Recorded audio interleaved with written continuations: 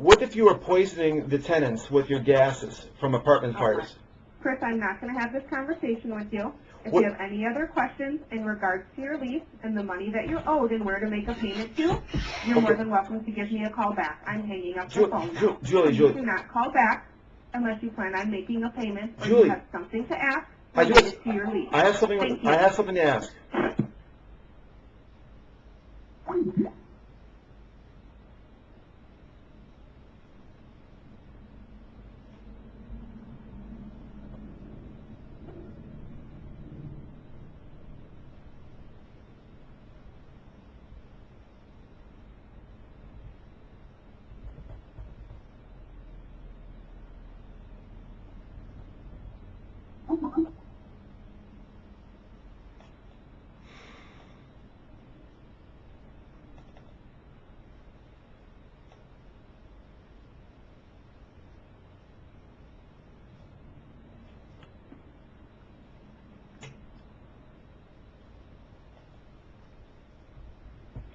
Hi, this message is for Christopher Roller. Mr. Roller, my name is Rebecca, and I am with the EEOC, and I'm calling in regards to your two cases that you have with us. One against Thompson Rider, and the other one is Technosource, and I have reviewed all the evidence, and for both cases, and we cannot prove or disprove that you were discriminated against because of your disability and or your religious beliefs. If you have any other questions, please give me a call. I am forwarding this information to my supervisor so she can review it, and you will receive your dismissal notice so you continue in federal court. Thank you and have a good day.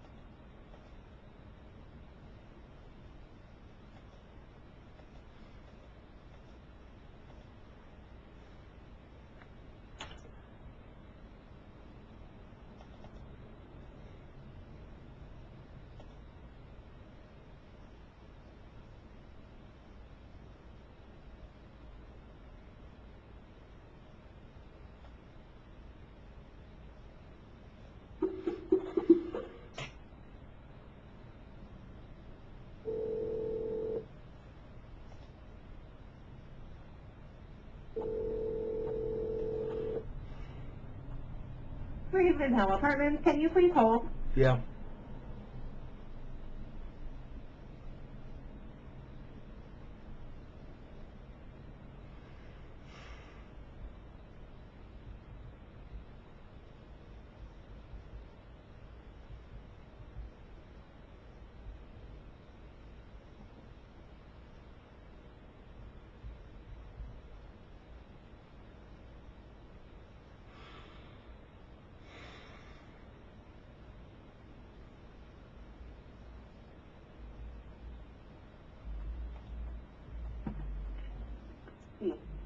Thank you for holding. This is Julie.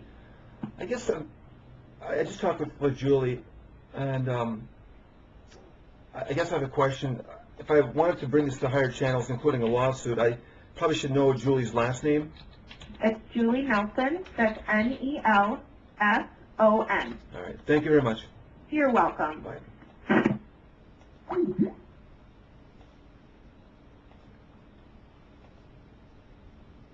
I don't know exactly how he said it.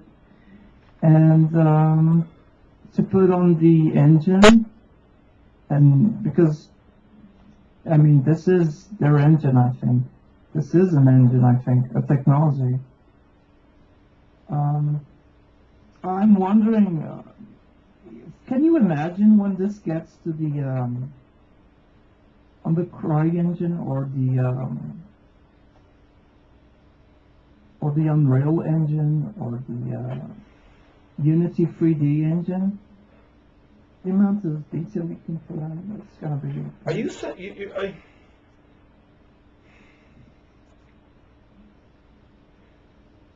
you,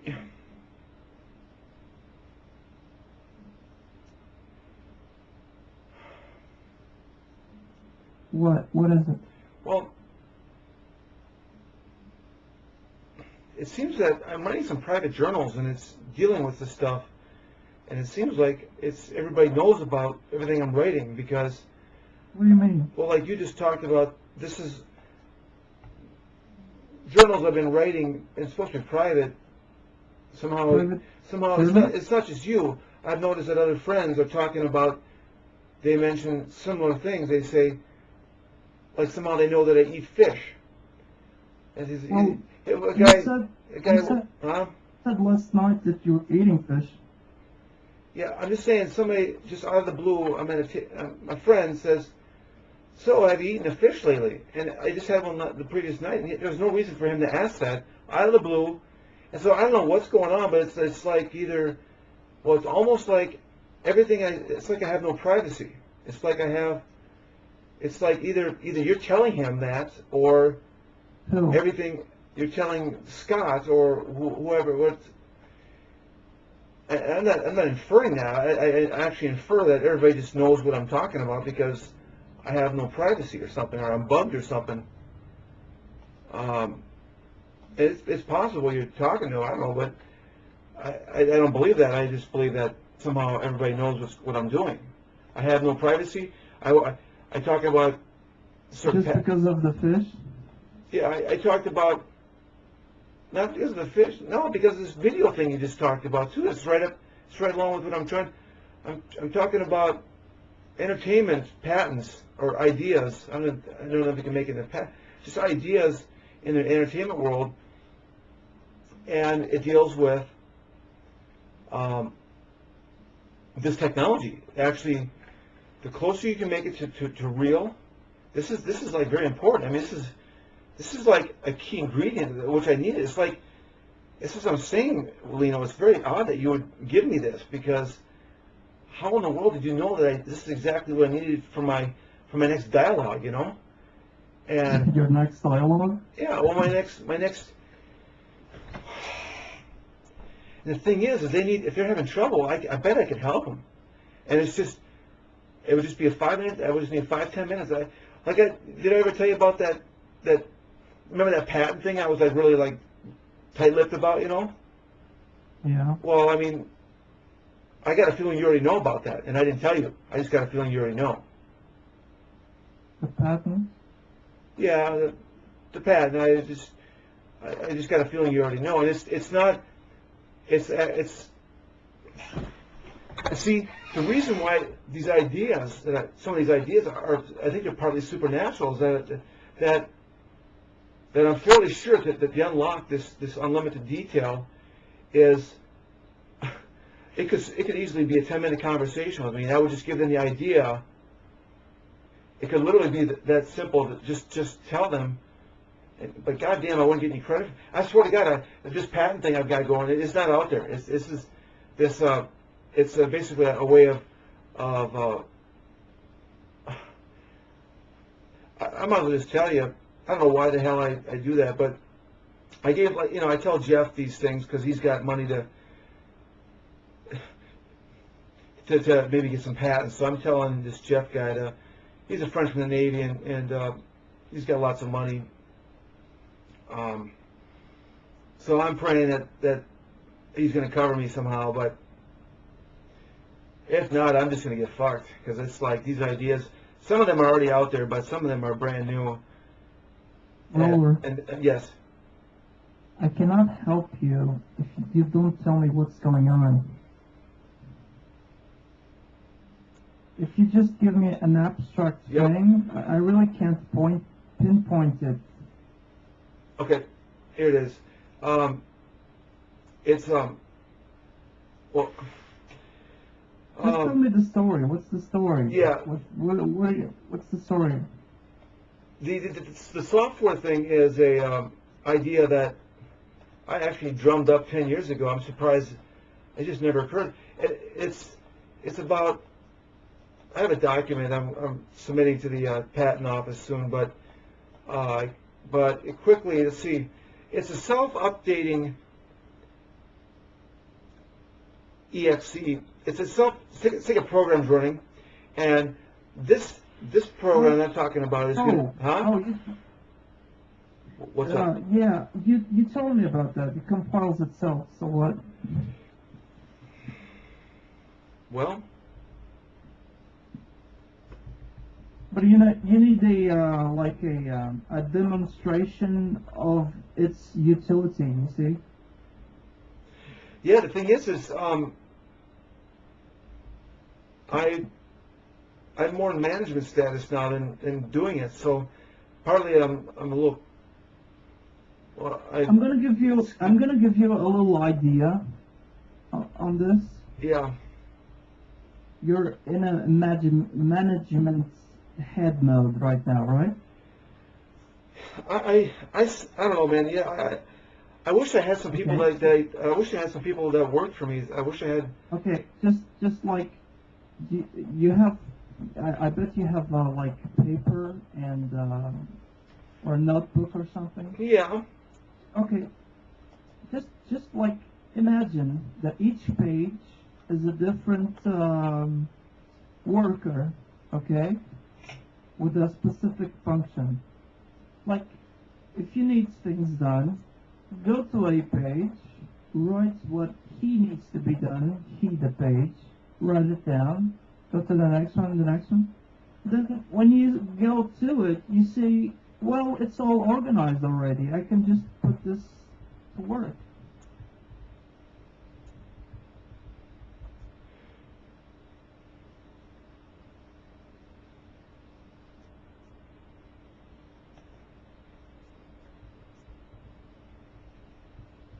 Like you write it down as you were telling someone to do it, and you will get organized your ideas on paper. You well, as a matter of fact, doing that, writing it down,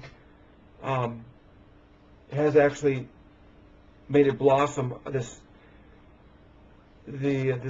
software idea, but in general, it works for everything. Like you said, basically, if you like this website, if you're telling me that, so if you're telling, if I wrote up a page and said I need this done, you could find somebody to get that done, or what? What? The way it sounds like I could just start writing up a document, and on page 1, I say I need this done, and then I give that page 1 to you, and you find the people who get that done, right? And then I make a page. What I was saying is, if you divide things in your papers and you set it down, you get a clear sense of what it needs to be done, and you know, you'll get to see it, and you realize, well, this is easy. It's just I didn't put it in order before, so now I have it planned, and now I know what to do. You know, that kind of idea.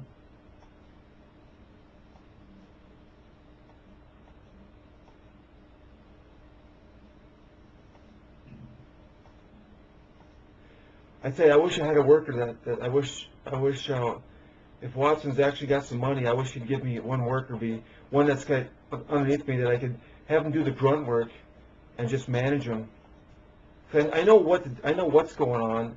It's just I just lost. I'm too old now. This is why older people go into management status, is because I know exactly why they do it, because I don't think it's a lazy thing. It's just simply, I use more energy now and thinking bigger picture, stepping back and managing.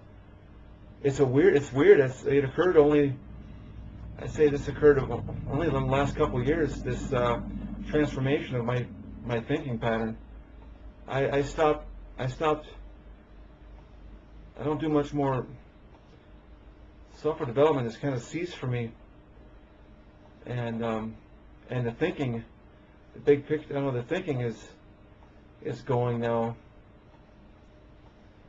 I know what you're talking about. You know, you know what it is? It's just, it's inspiration. It's ideas, you know? You get stuck in a certain, you know, you go to bed mentally, you know? it's a constant inspiration I think you need. Should I'm gonna CC you on this Euclidean guy. And I'm just gonna say, could you help? I'm gonna give him my website, let him know that I'm weird. Oh, no, don't do that. Please don't do that. But- Please don't do but that. he might- You have but- your, If I think different, if he knows I think different, maybe he'll give me more creed. no. Why do you sabotage yourself? Tell me that. Because he's not gonna Why pay you- attention to me unless I'm weird. No, just tell them you're a programmer. Maybe you could help them out and send your resume. Is that what you call it? Resume? Well, Yes. so yeah, just send them your resume. They'll know what you know how to do, and just ask simply, do you need any help? Here's my resume. I'm a programmer. I work for this, and that. I mean, it is on the resume. I don't know. Don't mention I don't want to your work. I don't website. want to work for him. I'm going to school. I'm doing. This is what this school thing is exactly what I want to do forever. I just had no idea that it existed. I don't know. I don't know why. I don't want to. Yeah. I am. But I mean, if I don't know about this project with Watson, because I asked him to give me $50 earnest to show that he's got the goods. He's not just full of shit. Before I bust my ass, right? That's why I haven't done much, because I actually don't believe him.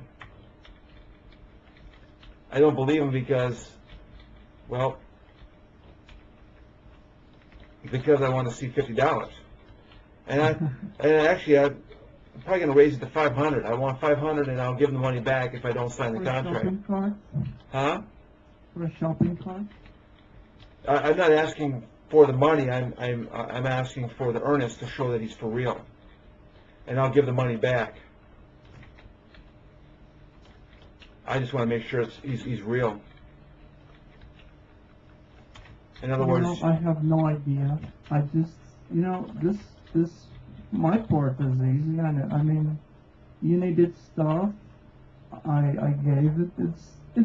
I mean, I'm just like wondering where this is gonna go. I mean, so far it's not a big deal. Just shopping carts. nope. It's yeah. I can. Well, I'll tell you what. I'll be moving in about 2.5 weeks down to Florida, and so I'm not sure I'm going to be able to get much done during that time, but we'll see. If I were to actually get hot and start spending 4 or 6 hours, I might.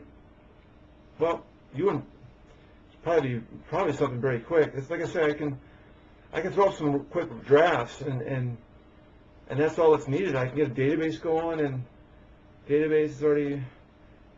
Well, actually, that one you gave me yesterday was. I sent you a lot of stuff. I don't know what will work, what will not work, what is the best and what is worst. I mean, I gave it to you. Maybe you could use it for something else also, if not this project.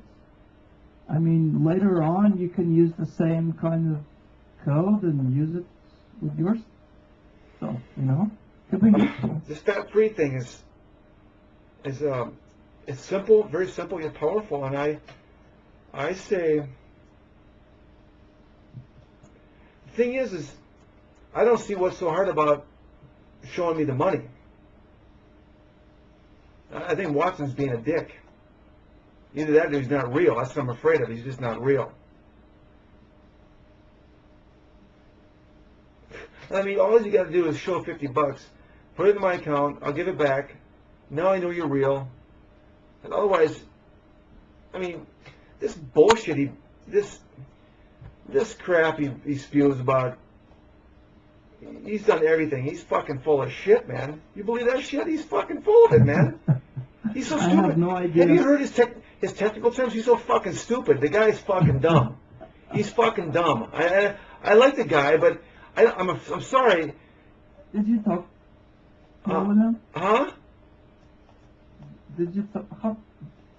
Did you talk to him? If you want me to actually challenge him, like we're in a conversation together, and you question him too, like what, you say, well, this actually, you know those spots where he sounds really dumb. That's because he Yeah. is fucking dumb. He's fucking dumb. Yeah, I don't believe his bullshit. He comes across saying he's all knowing and everything. He doesn't know shit. So Yeah. I don't believe him. I don't believe that he's got money. Yeah, it's not, for me, it's not even, it's not an issue for me who he is, but you're right, for example, on the last day we were talking, didn't I text you to, ask him, programming, questions? Yeah, I saw that. Yeah. Yeah, that was a kicker, I was trying to see, what his responses would be. He's like I said, I like the guy. I think he's just an idiot who's full of himself. And I don't believe he says he's got money. Dude, I don't know what to believe in you because you're full of shit half the time. So, do you have any money? Show me the fucking money, and perhaps there'll be a website that goes right along with it. You know what I'm saying? Uh-huh. And yet he told me yesterday, just us two were talking, that he's only gonna give me, he's gonna show me his earnest money only after I sign the contract. Well, here's the problem with that contract. It probably says something to the effect of every creation I create in the future is the product of his, and that's not gonna fly. Do you know why? Because I fucking got so many ideas for entertainment industry. I can't give anything. He's got to be very. He's gonna try to. He's gonna try to. He went online now. Huh? He went online right now. I'm saying, man, this contract, it better be worded fairly loose. Otherwise, I'm like in a movie right now. I'm just seeing where this stuff goes. I have no idea what he's done, if it's true or it's false. I have no idea. I'm just seeing where this goes. I have no idea what kind of contract he's going to hand to us, but internationally, I don't know how an international contract is valid. Each country has its sets of rules, right? I don't know how he's going to come up with that anyway. I'm fairly sure a contract's a contract. It doesn't matter international. He's from America. He can come back here and fight me anything for you want. I'm just saying, I'm 4 years from being a pretty rich man, and I'm talking about entertainment. Talking about the entertainment industry, but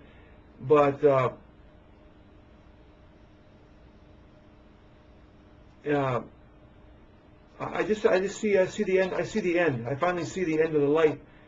The thing is I had a revelation when I was on this weed shit, and it somehow told me that I was going to be the devil and Jesus at the same time. That I was going to be both. And then here I have I an information for you on that point. Yeah. It's because I'm going to give you a phrase. Well, not a phrase. Who is the light of the morning and the morning star? I don't know.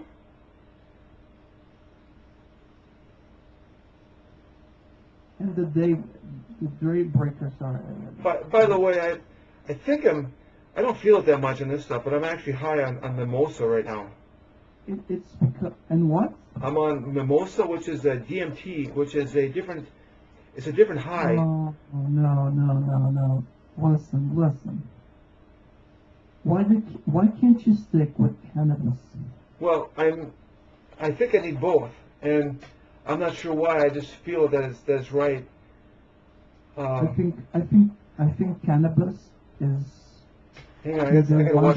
for your health. that had a cut on his Yeah, I gotta watch forehead. this thing. Maybe the bus was made of foam. If you're gonna step on Isn't that, that incredible? that You know, could be if kids still dangerous. played Frogger, that never would have happened. This is Well, you could even talk that. another seemingly horrible accident that turned out miraculously to be okay. All right, now this happened in Russia. You're going to see in a minute, there's a car broken down in the middle of a highway, and the guy who was driving the car, I think, got out, and you can see turn into Cirque du Soleil. Let's Check watch this it out. in slow motion. Check this shit out. He, You should see this video, did man. not see the car coming. Oh! Bam! Oh! In the air, Oh! on the ground, and all he got was a broken leg. You know, we hear so much about obesity and how bad it is for everyone. Meanwhile, we're bouncing off cars like nobody's business. Jesus, man, this guy So we I should find a video for that one. had a new episode of Dancing with the Oh, yeah. Stars tonight here on ABC, but really, who cares now that Urkel's gone? What's the point? What's the point of even being alive? Dancing with the Stars would be a good euphemism for death. Kid's grandma isn't with us anymore. She's dancing with the stars. But tonight, Grandma's not dead. They instituted what they call a trio challenge, in which each couple brings a professional dancer. One of the dancers who got eliminated comes back to take part in a three-person dance. Usually, You know, I think there's some serious shit going on with this trial, Dale's trial. Let me talk a little bit. I gotta watch this on the thing. show. Remind me about Dale's trial when I get back to it. William Levy got the highest score tonight with 57 out of 60. Melissa Gilbert got the lowest with 51 out of 60. So there, you're updated now. In former Dancing with the Stars contestant news, there was a big fight Saturday night between Floyd Mayweather and Miguel Cotto at the MGM in Las Vegas. It was a good fight, but this was my favorite part. This was before the fight. There were a number of celebrities in Mayweather's entourage, including 50 Cent, Lil Wayne, the wrestler Triple H. Who recognize that young guy behind him? Hey, it looks a little like Justin Bieber, because it is indeed Justin Bieber. Here he is, holding Mayweather's belt. And I have to say, when I was watching this, it didn't make any sense to me, and then I realized when I hear a Justin Bieber song, it makes me want to punch people in the face, too.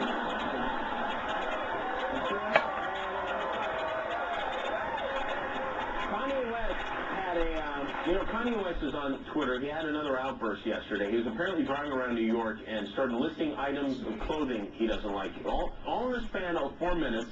I guess he's driving around. He tweeted, "I hate button-up shirts with hoodies. I hate hoodies with sport coats. I hate sport coats with button-up shirts, jeans, and dress shoes.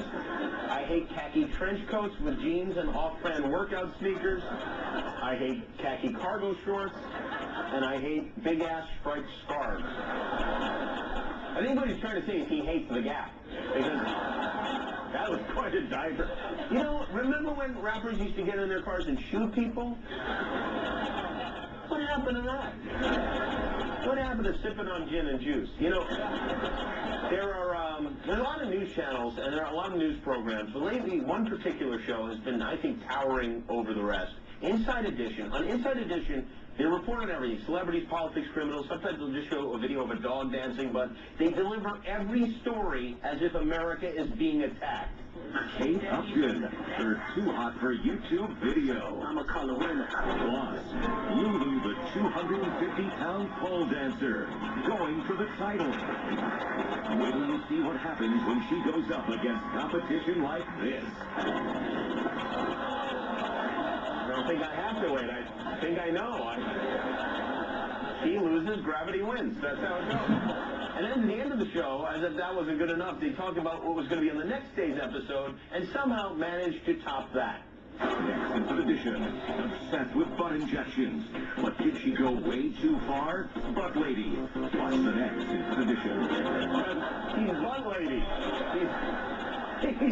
She's the worst member of the Avengers ever. It's Butt Lady. We got to get her on the show, find out what's new with her butt. One more item, if you will. Details about the scandal involving the Secret Service and those Colombian prostitutes. You'd think it would be over by now, but they're continuing to emerge. This morning, the Today Show sat down for an exclusive with the woman who claims to be the escort who got in an argument with the agents over the amount she was supposed to be paid for her services. NBC now made a point of saying they did not pay her for this interview, which this poor woman never gets paid. It's unbelievable. I liked a lot of things about this, but my favorite part was while they were talking about the drinking and the having sex, they're running an ad, you see at the bottom of the screen, for Disney Parks. It's the other happiest place on earth. The prostitute's name is Dania Suarez. She told NBC she's been offered a book deal, so I guess she'll make some money off of that. And she also should make some money from this very thoughtful gift for her mom. This Mother's Day, give your mom a one-of-a-kind memorable gift that will last a lifetime. Now, for the first time ever, you can name a Colombian hooker after her. The recent Secret Service scandal has unearthed thousands of unique, exciting Colombian hookers available for naming, exclusively through the International Colombian Hooker Registry. For just $30, we'll select a hooker for your mother and tramp stamp your mom's name across her back. Your mom will receive a full-color photo of her personal hooker, along with a parchment certificate of authenticity. And as a special bonus, we'll throw in a pair of earpiece earrings, so your mom can look like she's on high alert at all times. This $800 value can be yours for just $30. Call to reserve your mom's hooker today. Available at Walgreens. They have everything. From Dark Shadows, Chloe Grace Moretz is here with us. We'll have music from D.O.B. and we'll be right back with Kristen Stewart, so stick around.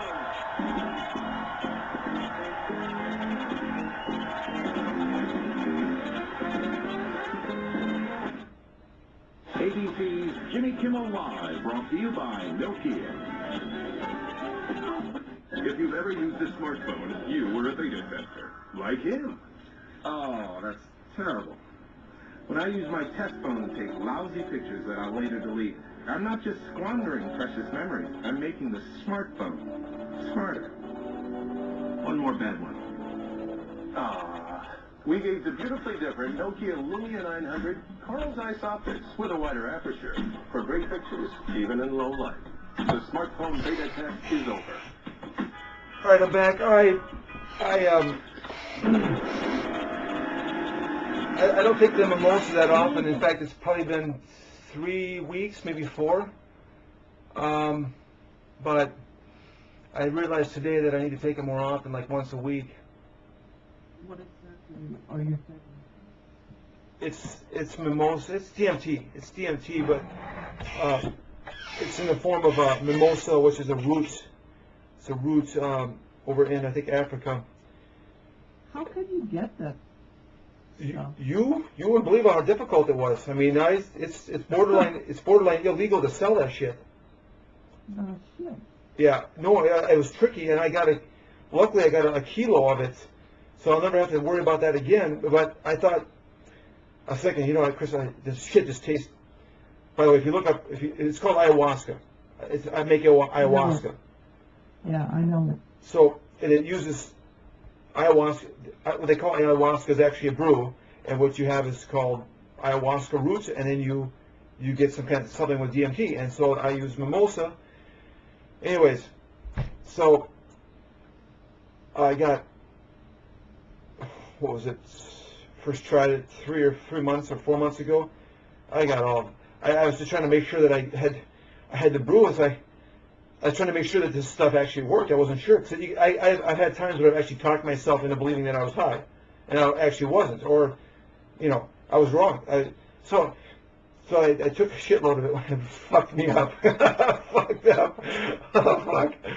It was, I'll tell you, man, only shit that feels good is weed. All the other shit, when you take too much of it, you can take as much of the cannabis and it just gets better and better. And you might throw up. I threw up taking too much of that shit of weed. But there's other stuff, whether it's mushrooms or cocaine I've done. It's like who gives a shit? But You Sean, took DMT, right? say again? You took DMT? Tonight, yes. Did you see anything? No. In fact, I'm not even sure totally that I'm high. In fact, I'm questioning whether I'm actually high. In other words, maybe I didn't. Dude, it's questionable. I doubt it very. I really doubt it. No, I am. Now, I don't, that one, like I say, 4 or 5 months ago when I overdid it to see if it worked, I really hate when it's too much, some of this shit. But, so now I back off. There's a researcher.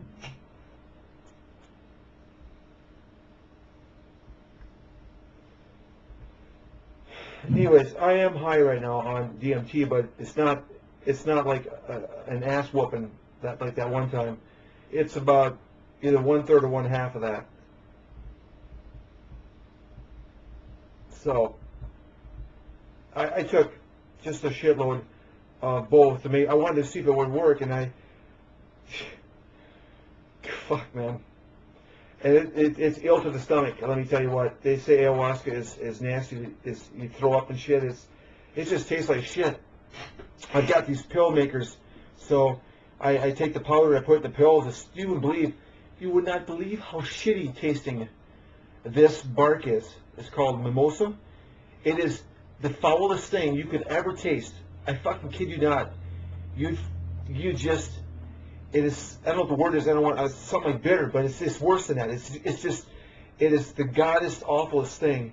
And even when I get it in my stomach, it backs up, and I got the farts, not the shits, but the farts, and it's just the whole system just backs up, like, what the fuck is going on? My whole body just goes, what the fuck are you eating?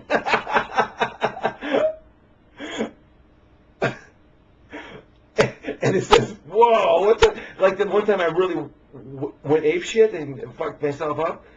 You wouldn't believe how much I wasn't sure, so I had to do a test. That's what I hate. Nobody tells you how to do this because it's kind of illegal. So you got to do these tests of yourself, and then you fuck yourself up.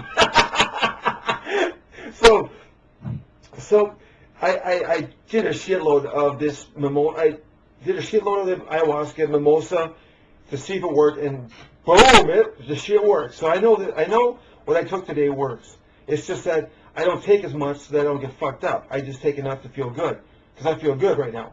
It's not good. It's not weed good. It's just a different kind of good. There's a researcher that that talks about the visions on DMT, on ayahuasca. Yeah. And he says that there's some similar visions between them. He's called Graham Hancock.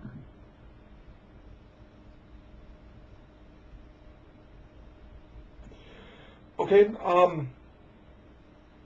It's called Graham Hancock Visions. Okay. Well, if you get a site, let me know. You just type Graham Hancock. You're not able to paste inside your Skype or what? I haven't reset this yet. Go ahead and do that.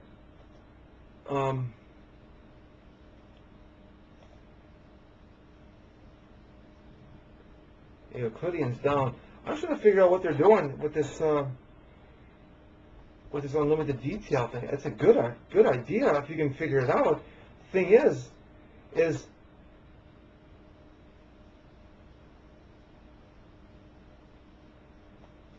see, they're doing it with the polygons, so they have all these polygons, and they know how to do a perspective from the far back. So it's really the same principle as the current technology, except for they're just saying that they're able to make incredible dots. You're using dots for polygons.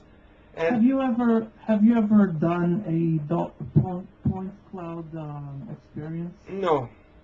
Okay, here's what people usually do. They go around their house, they take photographs, then they compile their photographs on their computer. And there's an online software, I think, that also uses those photos. And they make a point clouds, a 3D point clouds with the yeah. photos. Okay. Yeah. What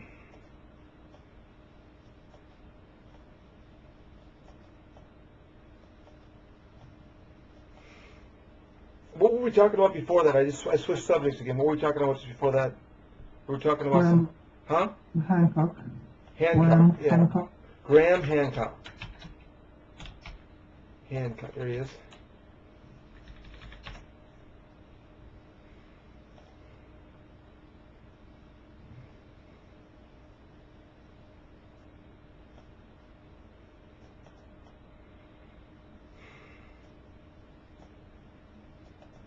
You know, I'm now 80 kilograms. I never been this heavy. Dude, I'm gaining weight too, man. I'm going back to school. I want to look good for the chicks, you know. I'm right down to Orlando. It's just I used to weigh, you know, I'm pushing 180 pounds right now, and that's sad. I used to be around 173. I'm about 7 pounds over. It's kind of hard to lose it, you know. You just got to fight off that urge to eat. Oh, what does he do here?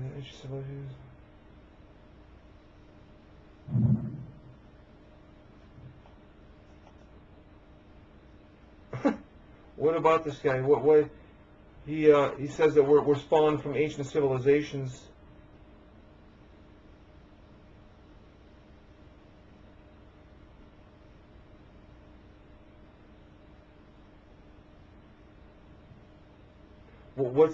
Why do you bring him up?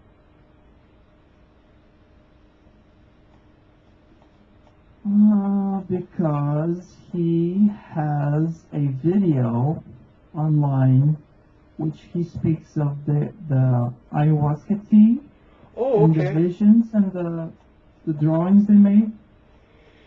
Yeah, I didn't, when I got messed up that one time, I didn't have any visions. I just felt like this is, well, believe it or not, all of them, if you get too messed up, it feels like torture, except for weed. Weed's the only one that's fun. All the rest of them, right now, I'm having fun. I'm actually somewhat high, although I barely even notice. I feel pretty normal, but somehow I know my brain's tingling a little bit, so I know that it's had an effect. I took more of a dosage than I usually take, and so it hasn't kicked my ass, which means that maybe I can handle more of it now because of, I don't know. All I know is that if the shamans are using it, then I use it. So this is what they do. This is what I have to do. They don't do weed that much. They do ayahuasca. So they do weed too, but I have to do both these together, and somehow it makes me better. I'm becoming better since weed. My life's getting better, Lino. Yeah, but define me. It's what kind of weed? No, what kind of weed? Well, I take some different kinds. I got it's a happy shaman. Cannabis, right? Huh? I think you should stick with cannabis. I mean, yeah, you know, it's important that you have some DMT experience, but careful. Be very careful what you're ingesting.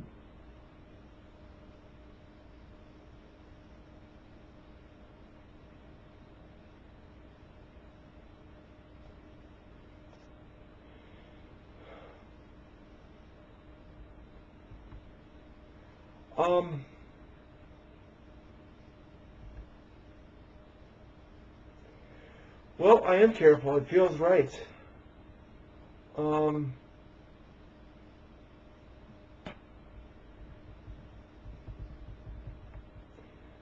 There was a time some time ago.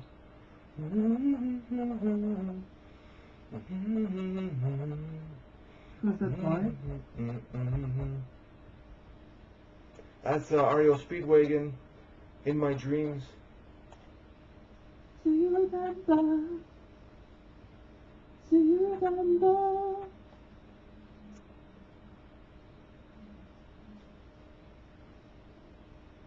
Remember remember the times.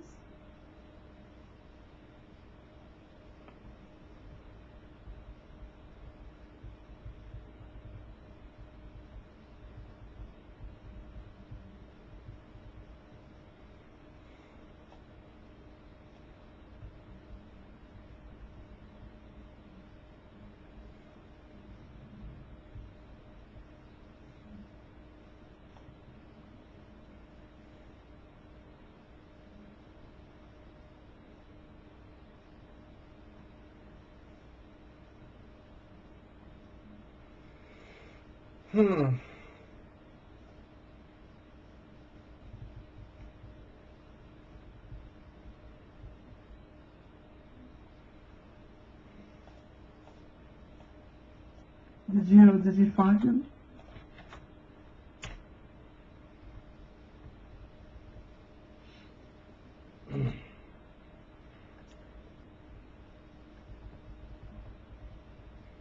Find what now? Find the guy? Uh-huh.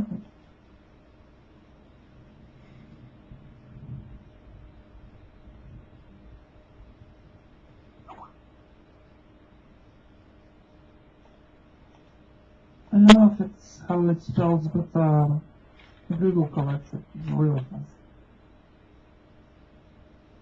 Here's the YouTube ayahuasca experience. An ayahuasca journey is a complex and difficult process. First off, there's the physical effects. Ayahuasca is a beverage. It's a brew, and it tastes absolutely disgusting. It is. See, they always say that it's just awful tasting, and I tell you, I found a solution. I don't have to, I found a shortcut to all their bullshit, and that's simply doing what I'm doing, is taking some pills. Otherwise, they're talking about this extreme measure of brewing this bullshit. You got to do this, you got to do this, and it's very painstaking. It takes days to make. Here, I just go swallow some pills. I figured out the shortcut. I should actually publish this shit. I mean, publish it and give it away. It's like, evidently nobody's aware of it. I don't get it. What I'm saying is, I get the same. I get ayahuasca without going through the brewery. They got to do a brewery, and you got to get the stuff out of the bark, and you got to drip it out, and then you got to, huh? You mean you take DMT? Yeah, they brew it. They brew the DMT out of the herb, out of the plant. Yeah, but I bet there's more stuff in there. In what? Right? I bet there's more contents in it. In what? In the roots. I'm sure it tastes like it's just damn. I tell you, man, you almost got to taste that just to experience just how shitty it's tasting. It's almost like the worst thing you could ever taste. It is. It's awful. And all these guys about this ayahuasca say, God, it's just awful tasting, man. And they throw up. A lot of them are throwing up, and it's DMT or ayahuasca is a natural purger. That naturally it's supposed to make you throw up. I've never thrown up on the stuff, but I'm surprised that when that one time I got really messed up, I'm surprised I didn't throw up because I ate so much that I got high as hell. They call it high. I don't call it high. I was getting fucked up. My mind was. It's painful. You don't want. I did the mushrooms. Remember I told you a long time ago I did mushrooms. That was painful too. God damn, that was fucked up. It's just. You don't know how much you're taking. You don't know what you're going to get, and next thing you know, you're all fucked up. And I tell you, man, that was. But yet, I got side effects of that were just tremendous for my productivity. From that, I was able to do some. There's a presentation that he does, and he shows pictures of the drawings that they did on DMT. What's it called? Hard to imagine a more horrific and unpleasant taste. And you have to brace yourself physically and mentally, before pouring this beverage down your throat. I certainly do. It's very, very, very hard work. Secondly, within about half an hour to an hour of drinking the brew, most of us start to feel pretty ill. You're vomiting, you have diarrhea.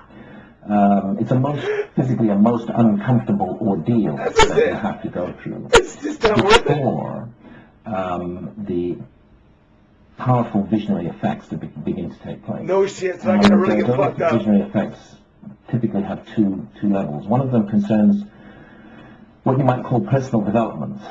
In the Amazon, they believe that there is an intelligent spirit that lies behind ayahuasca. They don't think they're dealing with just plants, and who are we to say they're wrong?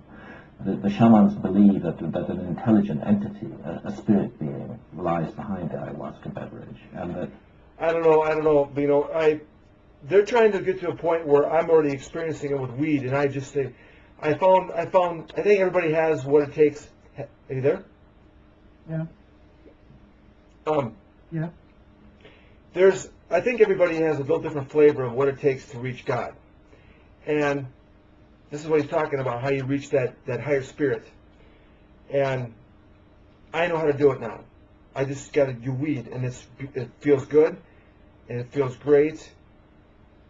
And now he's saying that I got to get really fucked up on this DMT in order to actually get to that same state. Well, I am actually curious now, and what he's saying is exactly what I experienced. I got fucked up, and it's a physical experience where the mushrooms was worse, but evidently I got to take a lot more of this DMT stuff or this ayahuasca, and then I'll get really fucked up, and then I'll have this visions, and that I don't see it happening because I already know how to get it. I already know how to get there. Weed's my thing.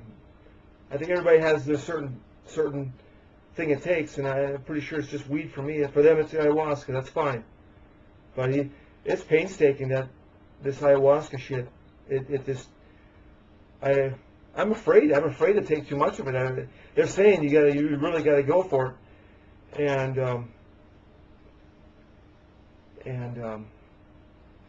maybe I will. Maybe I will one of these days. You should carefully analyze what people are saying. But she, and they always regard her as a female, Careful. that her business is the planet and the betterment of human beings. Strange idea, huh? But this is what they believe in the Amazon, and they know a damn sight more about it than we do. Well, one of the ways this works is that ayahuasca will typically show you your own life in an extremely clear and unconfused way. Normally we protect our own behavior with all sorts of little personal explanations and reasons for why we behave in the way that we do. Ayahuasca will show you absolutely clearly and honestly really why you behaved in the way that you did. Sometimes you may have been mean or harsh to another person and pass that off as absolutely the right thing to do under the circumstances. Ayahuasca will show you it was the wrong thing to do. It will show you that anger and ego and arrogance and pride in your own personality are not serving you and are not helpful. And it will keep teaching you these lessons again and again and again, showing you starkly and honestly how you are until you start fixing your behavior and improve the way that you function in the world. See, everything he's saying is what I'm learning on weed. But he has to do it through ayahuasca, and I'm just saying everybody's different. That's fine. I'm just so happy that I found something that pleasures me. I really enjoyed the experience, and I seem to have some positive effects in my life that's making my real life get better. Weed's, I've been telling everybody, weed's the best thing that ever happened to me. It really is. Mm-hmm. Fuck. But ayahuasca, there's something important about it. That's why I got to take it occasionally. But I'm not going to take it. I don't think I'm going to take it in huge doses. What he's trying to achieve is what I'm able to achieve with weed. So I'm not going to worry about what he's doing. I'm not going to go full tilt on this ayahuasca anymore. But I'll take a medium dose to. It's a different experience, huh? He has a video which he makes a presentation on the ancient cultures and on the ayahuasca and the drawings they made. And there are similar things on them. But that's the curious stuff. There's similar things on them.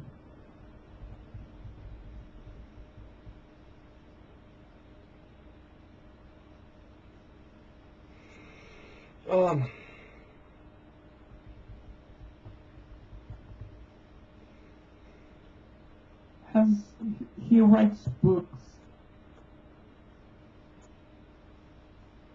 He's a writer. No, I understand. I'll listen to him some more. And work hard to become a less toxic and more positive person. Ayahuasca's done this for me, and it's done it for countless other people who I know. It's a mystery, but there it is. It puts you through that psychological process where you actually start examining your own life and asking questions about the way you behave.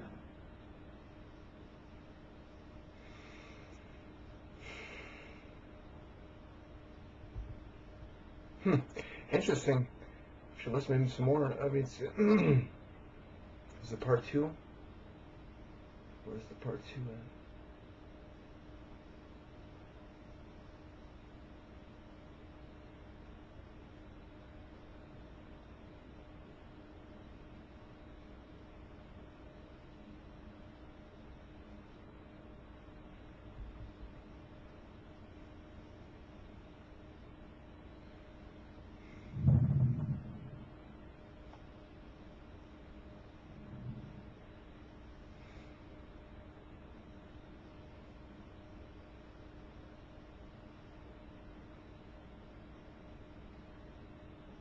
What is 11:12?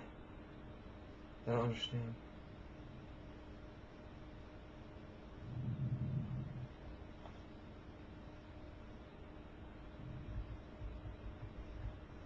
I'm not claiming that I'm a better person because of ayahuasca, but what I am saying is I'm trying to be a better person because of ayahuasca. It showed me serious faults in my personality. I regard them as serious, which need to be fixed. And life is a journey, and I'm 59 years old, and I only have so much longer on this planet. With the time I have left, I would like to do it right rather than do it wrong. And I'm grateful to ayahuasca for showing me where I've been doing things wrong. It's very hard to change deeply ingrained old habits, but I am trying, and I shall continue to try while I'm on this planet. In terms of my creativity, ayahuasca has really been quite extraordinary for me. Yeah, I will say though, on the mushrooms, I had a bad trip. It was horrible. I recalled every bad thing that was going on in my life, and I just kept focusing on it. And I was just about to go full tilt and spin up like. Basically, I had a bad trip. In other words, you sort of have to be in the right state of mood before you do mushrooms, because if you're not in a good mood, it's gonna be a bad trip. And the same thing sort of happened, even though it wasn't when I did the ayahuasca. It was borderline getting to a bad trip, and I'm not sure I can't remember what I was still, this court thing was still on, so I think that's always a nice fuel for negative shit. So you don't need that. So like I say, but when you get weed, fuck, it's like, oh, so what if I go to jail? I mean, weed is so cool. It'll give you a perfect perspective. It's like, well,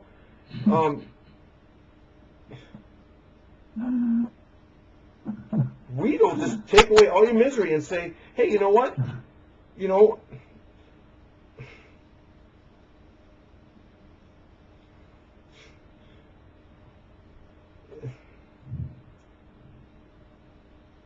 And it says, the spirit from above says, here's why you're getting bent over, Chris, and it all has a purpose, and it all has a big plan. And then I go, well, then now I'm not so mad, or I lost $2,000 in that silver deal, And it's like, well, you know, somehow somehow that can go away too, on weed.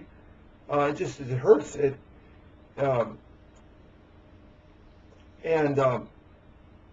You know, every bad experience, it's all got an excuse. It's beautiful how weed works.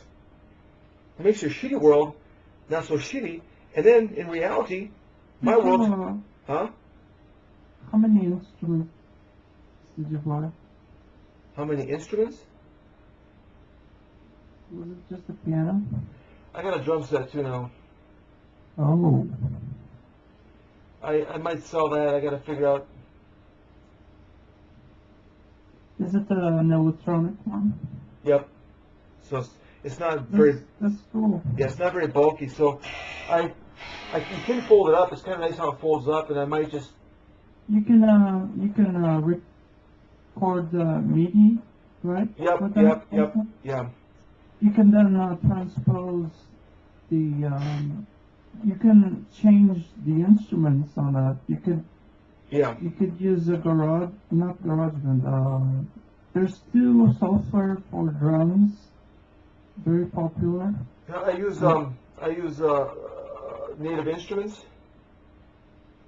So I did buy. It ended up being $1,500 worth of shit, and some software was $300 or $400.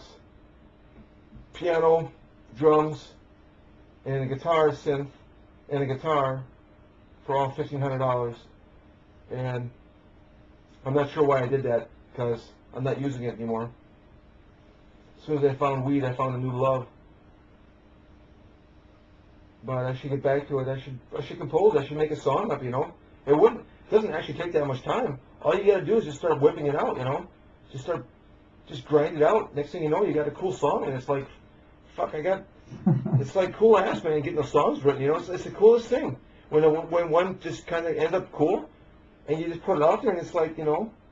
I tell you what, let's make a goal for you. You gotta make one song per month until the end of the year.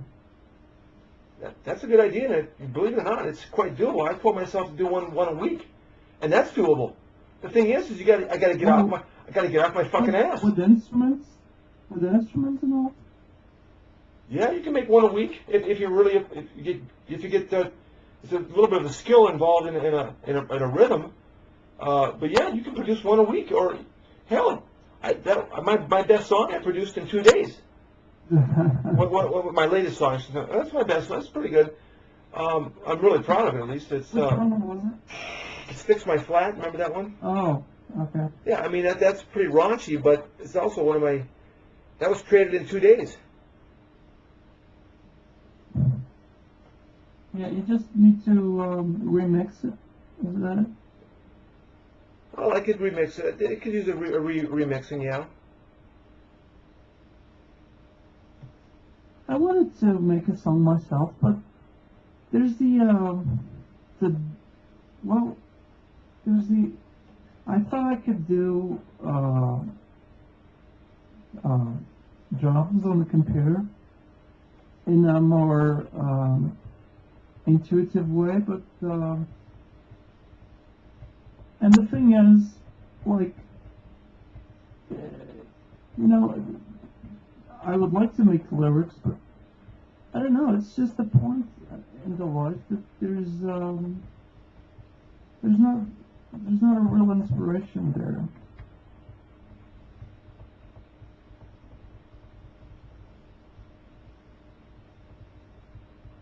I don't have a push right now to make lyrics.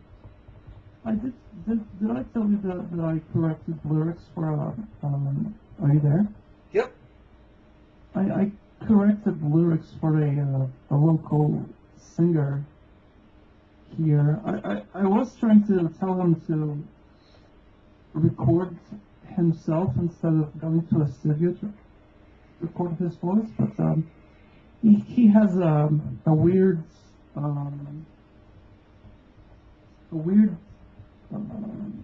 personality, you know, and he was taken by aliens once. Did I tell you that? Who? There's a local singer here. It was him. It's funny. He was part of a band, you know? And there was another guy that was involved in that band, and he was also taken by aliens, but he was so fucking nervous here that he went out of the island because of that.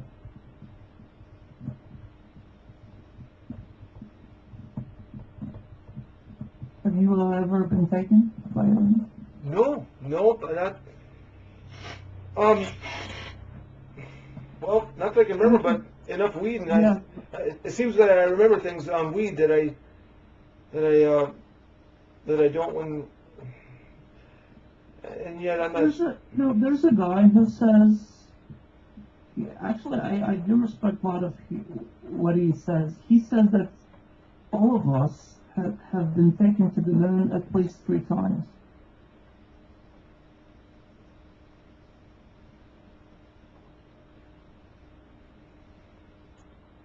All of us have been taken to the moon at least 3 times. Well, I guarantee you I have not been taken.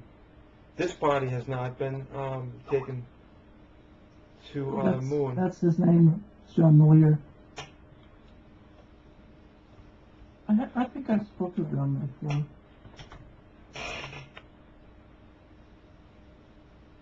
I sent to him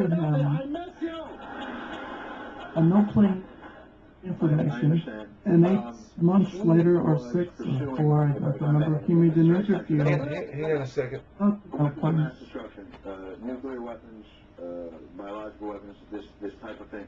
Your regime, you're a peace-loving man. You have always spoken of your love of peace. Well, not really, but carry on. Trying to be gentle. What about you with nuclear weapons? When do you have plans to have a nuclear weapon? What is the testing situation like in your country right now? Listen, John. No, John. It's John. Yes, without an H. Listen, Jim. I don't have a nuclear weapon. Wink, wink. I'm winking, which means that I am lying. But the one you should be careful of is North Korea. They are just years away from developing a boat capable of reaching Japan. Obviously, it depends on the winds and the tides. They have run out of toilet paper though now. It's terrible. You stand downwind from Kim Jong-un, it's unbearable. Have you met Kim Jong-un? I am buying 300,000 rolls here. To bring back to Kim Jong-un as a gift, a beautiful gift. As a gift. That is very nice. How do you ever shave your beard, or is that in your country that is custom? Oh no, this is my. I don't shave this beard. No. You just leave it. Do you ever shave your beard? No, I just No, your beard there. my penis has no beard. Yeah. Show me. Let it go.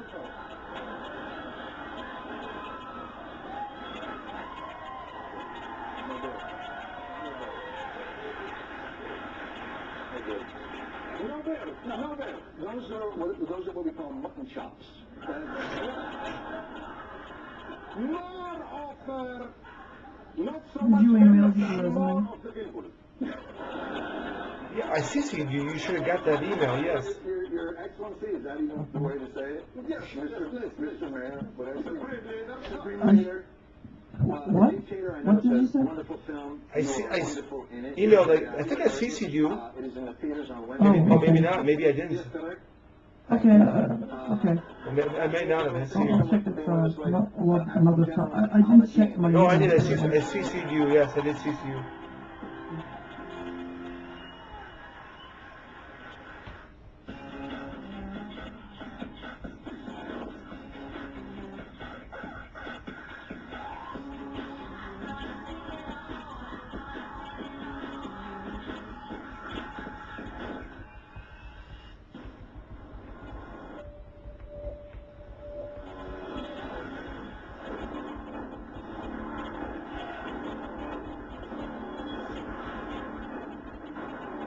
Oh.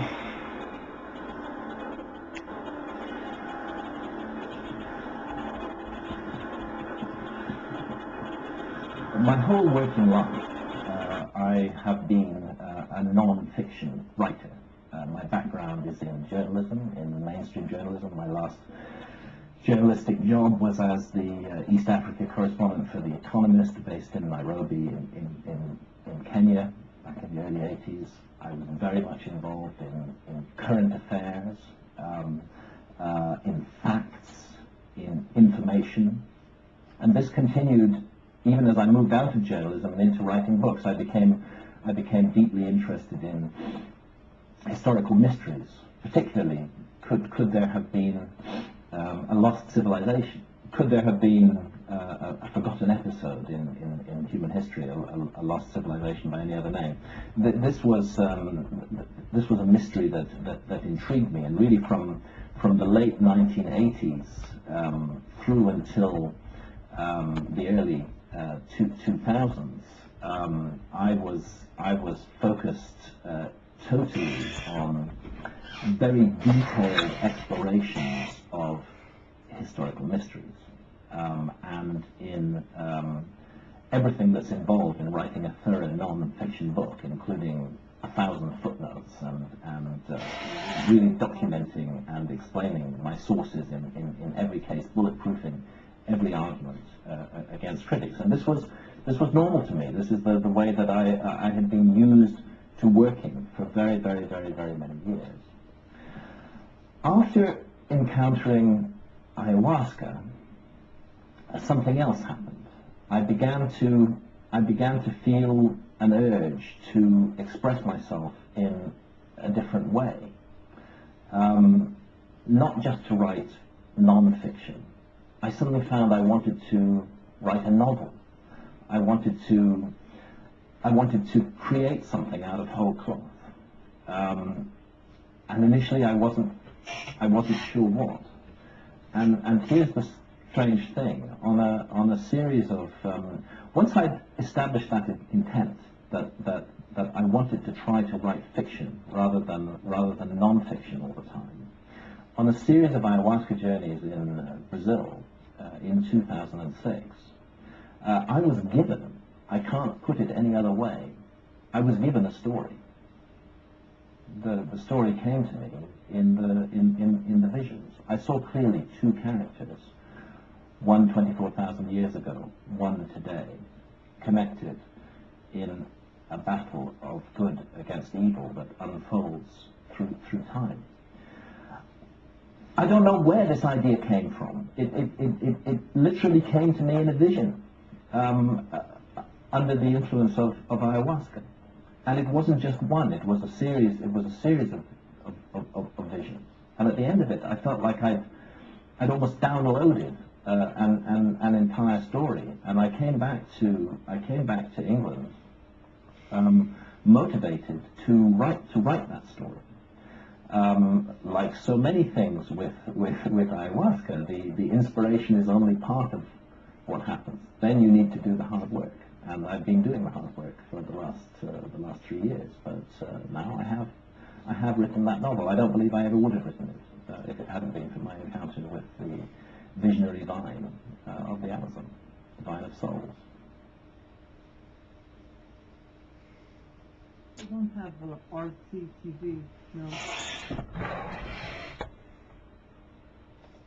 Say again?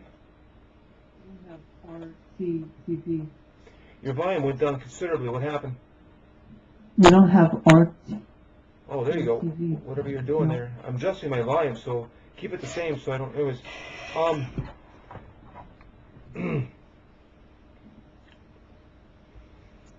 yeah, what he's achieving is what I'm able to achieve on weed. I have so many, what they call visions, I guess that's the word for it. It's the idea, I call it ideas, or like, I guess you could say visions. It's experience. I call it, I don't know what you call it, experience, ideas. I don't know what visions, I don't know what, anyways, I gotta watch this show, it looks like you're hanging. Cover report, I gotta see.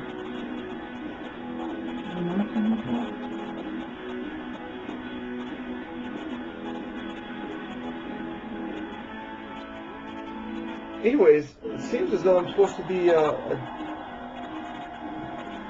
the devil and God at the same time, and that means that I would What do you mean?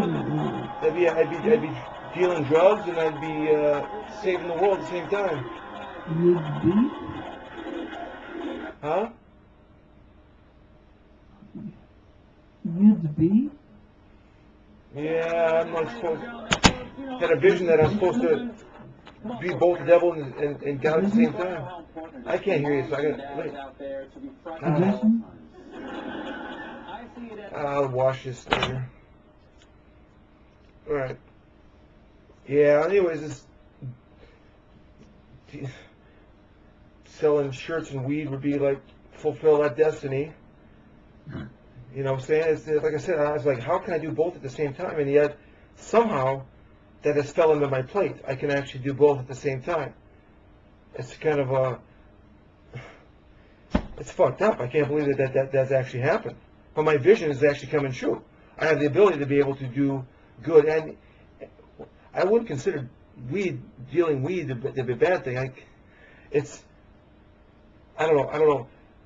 I don't think people get off on weed like I do. I think I'm different.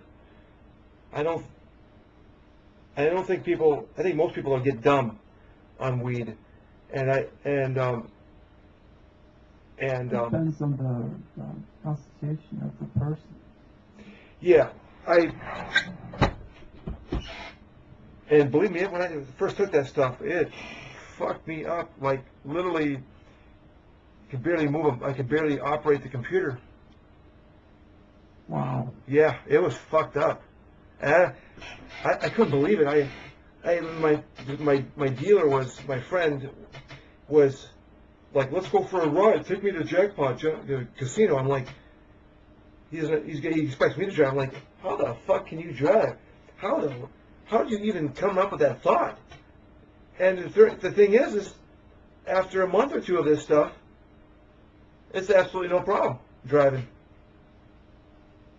It's absolutely no problem. I can drive. I can do anything with my computer now. I can probably program. I can probably do most things while high on weed, which would have been unthinkable the first 5 times I did it. The first maybe 10. It would have been unthinkable. Why did you do it so many times? Why? Yeah. It was fucking great. I gotta stop swearing. I gotta stop swearing. You said it was bad. No, on weed has been great. Other stuff, the mushrooms and ayahuasca has not been good. It's not fun. What? You said the first 10 times?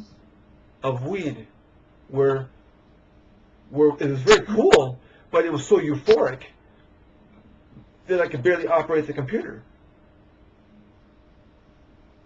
It was euphoric. It was. Okay, I got your email. Yeah, it seemed like it was shaking my environment, but it wasn't. It just seemed like it. I could actually operate my computer. I couldn't do too much tech. I could do very little technically with my computer, and if I tried, it would just take a while. But now it's like no problem. And I'm goofier when I'm high too.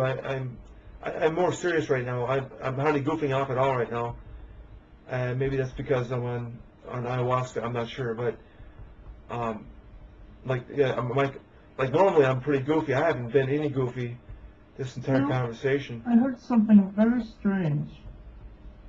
You're in Minneapolis? No, I'm 2 hours away. Yep. I heard a strange thing that the government was actually helping putting that stuff there. I have to check that news. Putting weed out there? Yeah, drugs out there. The only one I'd promote, I don't know why I would get into dealing weed, but other than that vision that told me I was supposed to. In other words, believe it or not, I might just go through with this just because I'm supposed to. What do you mean you're supposed to? I'm supposed to be bad and good at the same time. Doesn't your mind have a say? I think I'm supposed to be bad and good at the same time. It's the equation. It has to fit the equation. It's like I said for you, you're bad and good at the same time. You have these good qualities and then you have these bad qualities. It's the What same good thing. qualities? Huh? Which? Dude, you have some bad qualities. Okay, but if you tell me which ones No, they I'm not are, gonna- maybe I could just stop having them. You can't because it's just the way, it's the equation. Don't worry about it.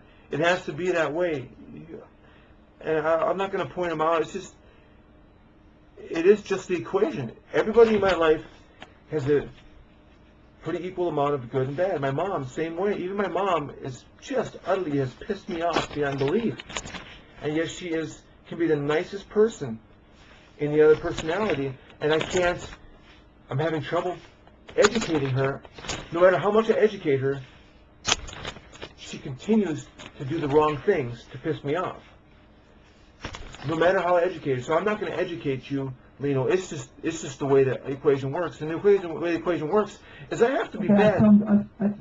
I found the news. It says here, in some instances, Minneapolis police squad cars were presented while BRE. It says police drugging Occupy protesters.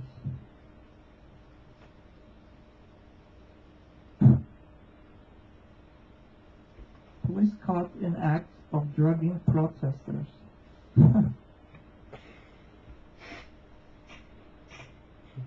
It is interesting. My goofiness is completely gone. That's for sure. It has to be in relation to this, what I'm doing here. I do not feel like goofing off at all.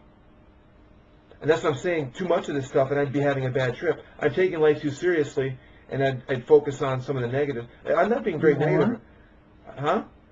You're taking life seriously? Well, I'm not goofing around, so I'm being more serious, and I'm just afraid that if I were to take too much of it, I'd have a bad trip, I think. That's the problem with this stuff, I think. I gotta pee. Hang on.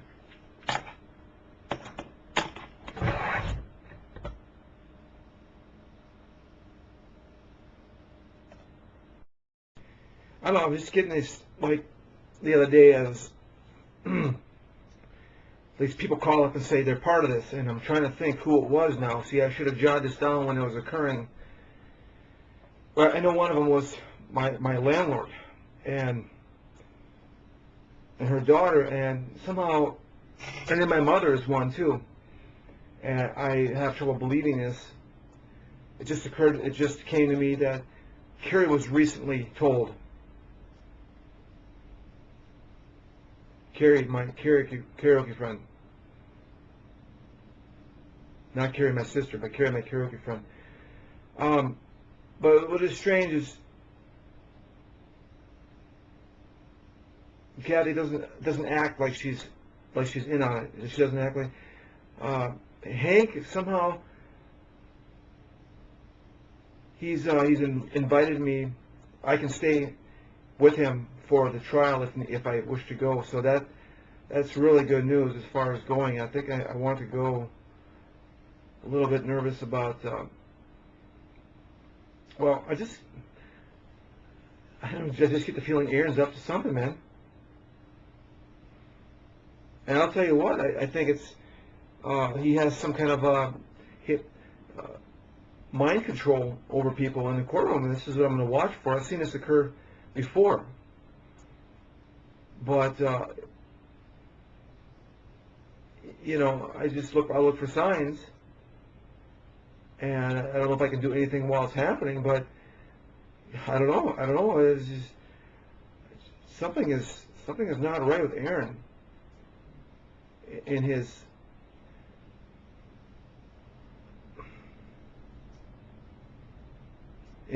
He's always got an agenda, man.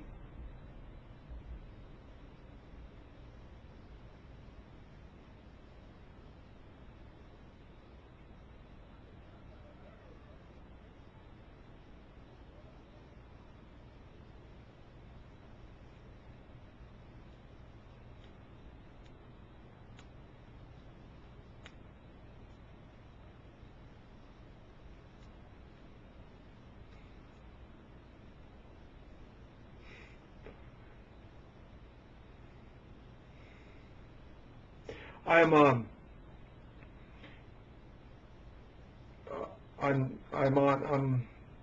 well, I guess I'm high. I'm high on I smoked the mimosa, the DMT today. Tried that with some herbs, and I guess I'm high. It feels good right here, right along here, which is unusual. The weed doesn't hits down so low. I don't know. It feels. It's a light. It's not a terribly heavy, but it does cause me to think, and so I'm not quite as lucid as on weed, but it's like half there. And so I kept going. I kept taking some more, and it just couldn't get more effect. So, but this feels different than when you eat it, and it's just interesting.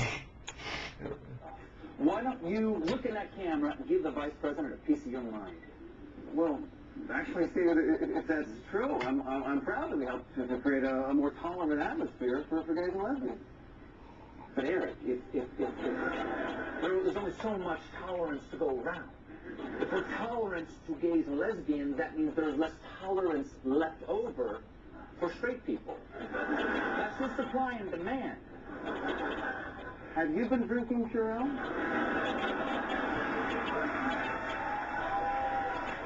No, listen. Sir, there is only way for you to prove that you do not hate straight couples. My 14-year marriage? No. Pussy hound. Okay? Page 1, scene 1. Do it. If I do this, can I have my car featured? Yes. Okay. You are Grayson. I didn't get to be Will? And fade in. Wop, wop, wop, wop, wop. All right.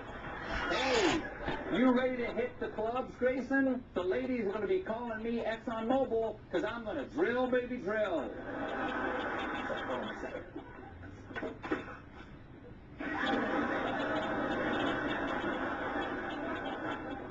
Yes, you are extremely successful at sex.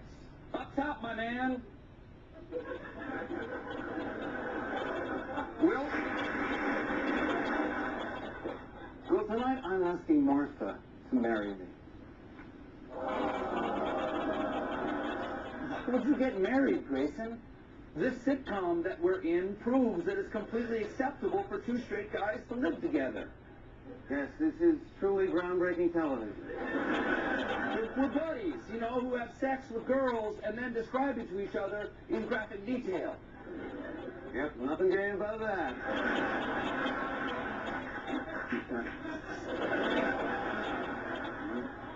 I'm marrying Martha. Why? What can she give you that I cannot give you? I care for you. I share your hopes and dreams. If you were sick in the hospital, I would come visit you. We work out together. We shower together. You're Let's get involved. Let's just do this thing, okay? Feel this. Okay? Don't do this, Grayson. She's poison.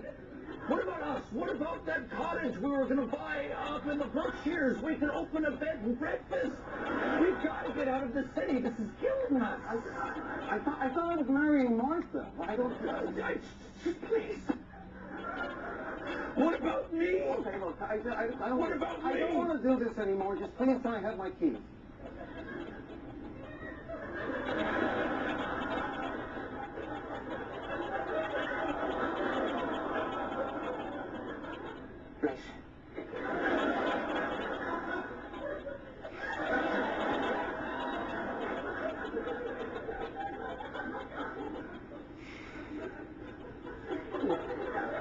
Look at me.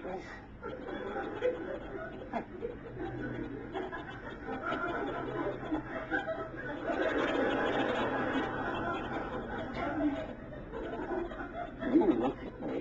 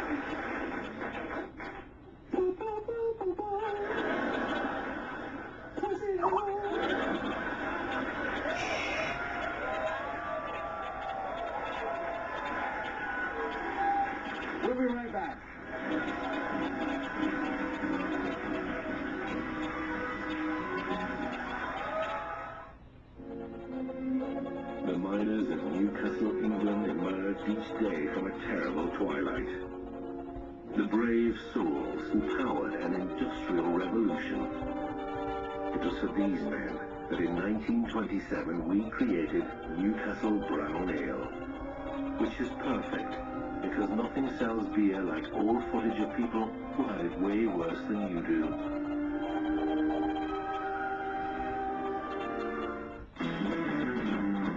Pizza Hut combined awesome taste with big value to bring you the $10 dinner box. Your favorite medium one-topping pan pizza, 5 breadsticks, and 10 cinnamon sticks for $10. Pizza Hut. Make it great. Nice. Meal energy. Yep, I always keep it on. Woo! Yeah! What do you think he keeps in? Don't even want to think about it. Oh, Ray, gotta go now. First report of O'Neill Energy. Shake things up. There are no shortcuts to taking care of the earth, or the people who tend this land. At Patron, we're not just preserving water, recycling glass, or producing renewable compost. We're preserving a way of life for a lot of people. Creating something people love from the things nature gives us, and doing it without harming the earth. That's what inspires us. What inspires you?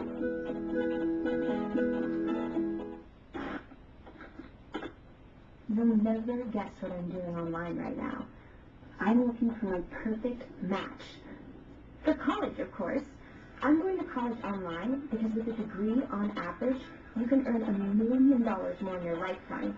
Education Connection, the free online service that matches you to the right online college, now has another opportunity. Just log on and take their college aptitude test so that you'll know you have what it takes to go to college online. When you pass the test, you get to take a free online course and earn real college credits, which are worth $2,000. I don't know, I'm just getting this, like, the other day as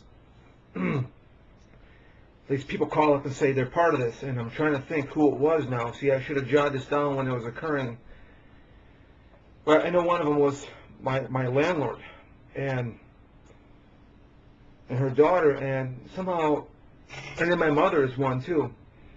And I have trouble believing this. It just came to me that Carrie was recently told. Carrie, my karaoke friend.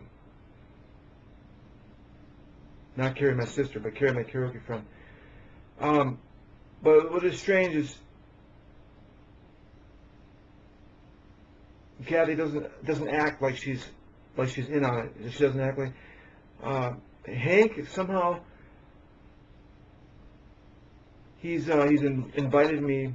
I can stay with him for the trial if I wish to go. So that's really good news as far as going. I think I want to go. A little bit nervous about. Well, I just get the feeling Aaron's up to something, man. And I'll tell you what, I think it's he has some kind of mind control over people in the courtroom, and this is what I'm going to watch for. I've seen this occur before, but you know, I look for signs, and I don't know if I can do anything while it's happening, but I don't know. It's just something is not right with Aaron.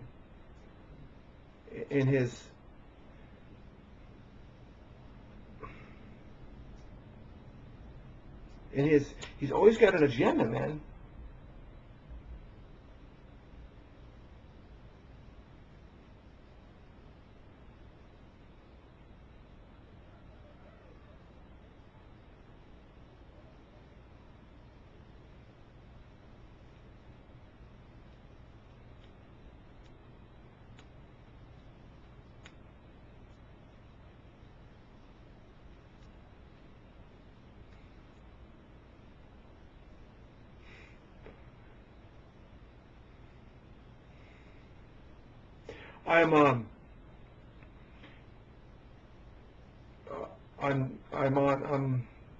Well, I guess I'm high. I'm high on I smoked the mimosa, the DMT today. Tried that with some herbs, and I guess I'm high. It feels good right here, right along here, which is unusual. The weed doesn't do hits down so low. I don't know. It feels, it's a light. It's not a terribly heavy, but it does cause me to think, and so I'm not quite as lucid as on weed, but it's like half there. And I thought, so I kept going. I kept taking some more, and it just couldn't get more effect. So, but this feels different than when you eat it. And it's just interesting. Why don't you look in that camera and give the vice president a piece of your mind? Well, actually, Steve, if that's true, I'm proud to be helped to create a more tolerant atmosphere for gays and lesbians. But Eric, if there's only so much tolerance to go around. If we're tolerant to gays and lesbians, that means there's less tolerance left over for straight people. That's just supply and demand. Have you been drinking, Cheryl?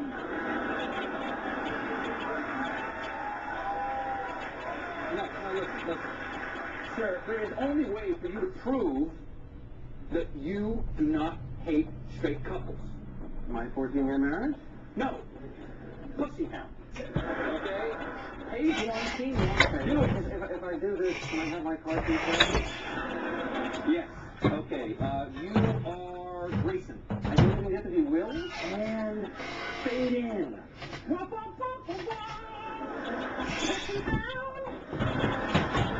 right. Hey, you ready to hit the clubs, Grayson? The ladies are going to be calling me ExxonMobil because I'm going to drill, baby, drill.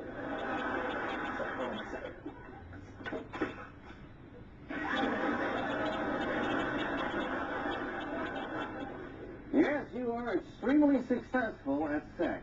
Up top, my man. Will? Well, tonight I'm asking Martha to marry me. Why would you get married, Grayson? This sitcom that we're in proves that it's completely acceptable for two straight guys to live together. Yes, this is truly groundbreaking television. We're buddies, you know, who have sex with girls and then describe it to each other in graphic detail. Yep, nothing gay about that.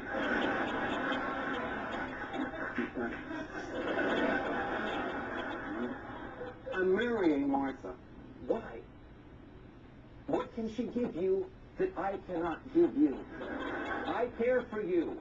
I share your hopes and dreams. If you were sick in the hospital, I would come visit you.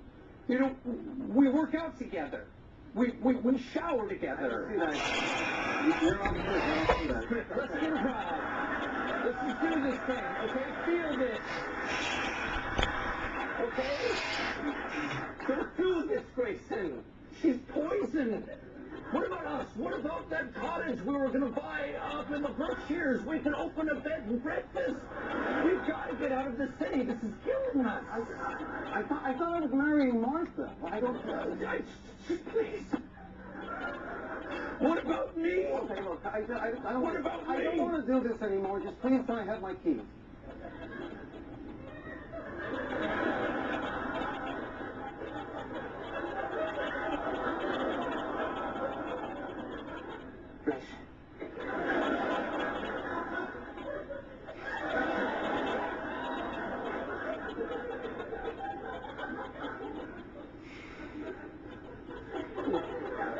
Look at me.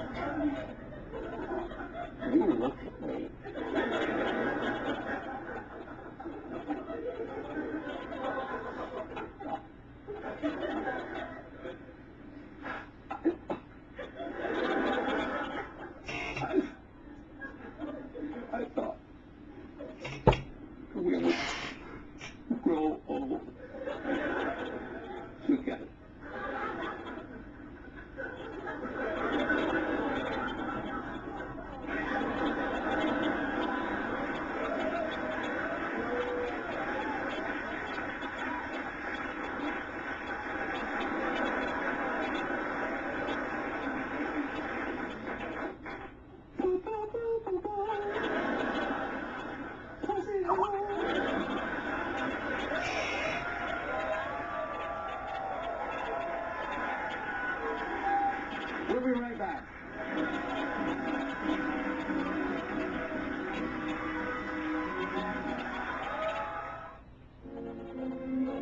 The miners of Newcastle, England emerged each day from a terrible twilight.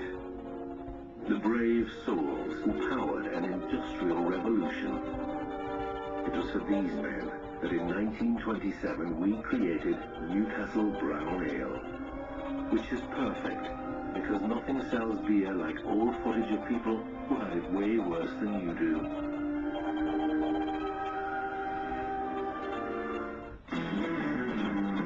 Pizza Hut combined awesome taste with big value to bring you the $10 dinner box.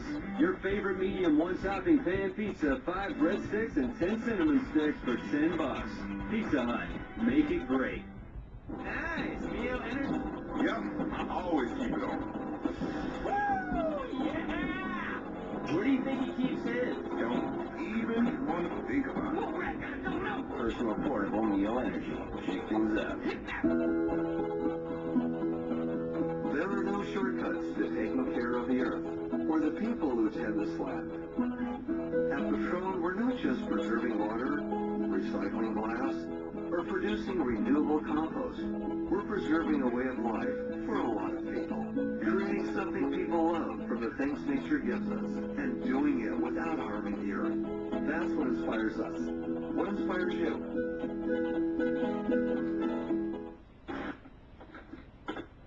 You'll never guess what I'm doing online right now. I'm looking for my perfect match. For college, of course. I'm going to college online because with a degree, on average, you can earn $1 million more in your lifetime. Education Connection, the free online service that matches you to the right online college, now has another opportunity. Just log on and take their college aptitude test so that you'll know you have what it takes to go to college online. When you pass the test, you get to take a free online course and earn real college credits, which are worth $2,000. I'm Chris Roller, and this is off the cuff. I haven't even made any notes, so this may not be my final draft. We'll see here about what I'm going to talk about. But the things that I'm going to do if I or a partner, like if I'm vice or president or whatever, things that my team will do is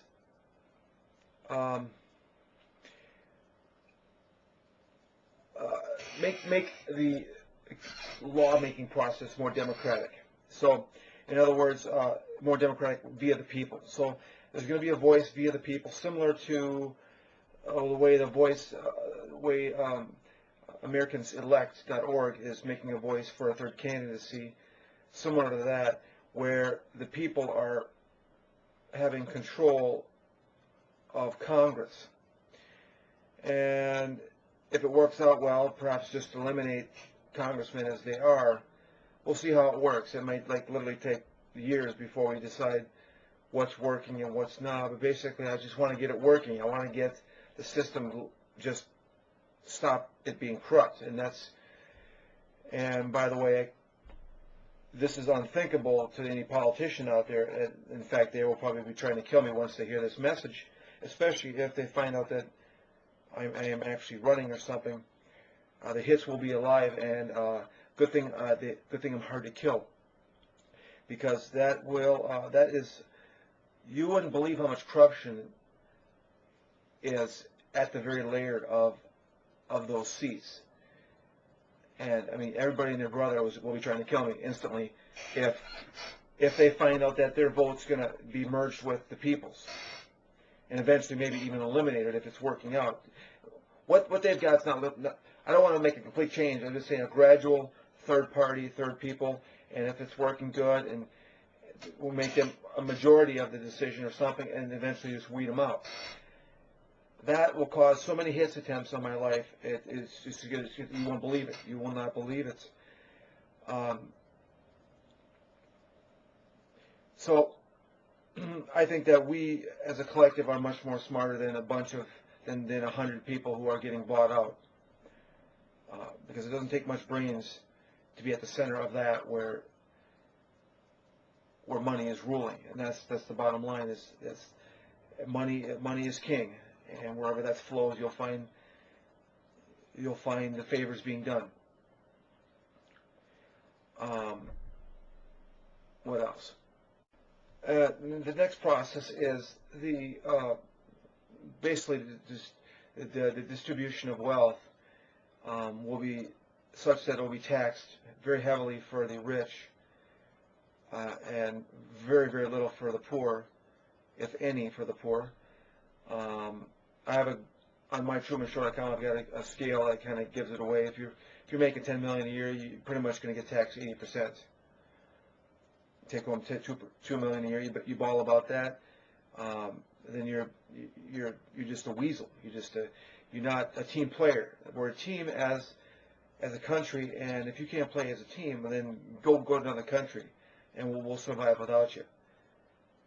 You're not going to mooch and mooch off the system, which is what you're doing. These people, they have all this money. They're able to buy the lobbyists who get the laws passed, the bailouts and the laws, these little nooks and what they call the beef, the pork and barrel of these laws that get passed. That hook up people, and it's just a few people that are getting hooked up, and then they say that it's creating jobs, and they get it all fluff it up like it's all like they're good people, and they're not. So the thing is to get rid of is to tax because of that unfairness of the way that works, that system in which you're rich enough to be able to buy the lobbyists, which then hook up the rich. Because of that unfairness, there has to be a grading scale that essentially makes the playing field fair, and that is to strip as much money as you can off the rich. And again, this is another thing that's going to require the ability to be able to stay alive, and it's a good thing that they can't kill me, because that's going to be round 2 of the kill sessions, is when they're trying to kill me for that one. So I think those are the two main. Really, it's that politician-rich team that's creating the ickiness of our lives. They're screwing everything up because they're so greedy, and they don't give a crap about you. That's why they're so they're mean. They're evil. That's why they don't want to give any money away. They're evil. They want you to die, and they hope, and they're the ones probably trying. They would love to probably launch a nuclear weapon and just blow 80% of the country, 80% of the planet up. But I think I've got some friends that are keeping those nuclear weapons from getting launched. I've got a strong feeling that's occurred. So they don't care about you. They're trying to eliminate you. And the bottom line is, if you're poor, you're going to love me. And if you like entertainment, you're going to love me. Because I'm going to dig up all the crap, all the corruption that's going on, and I'm going to expose it, and I'm going to make fun of it. I'm going to embarrass everybody. And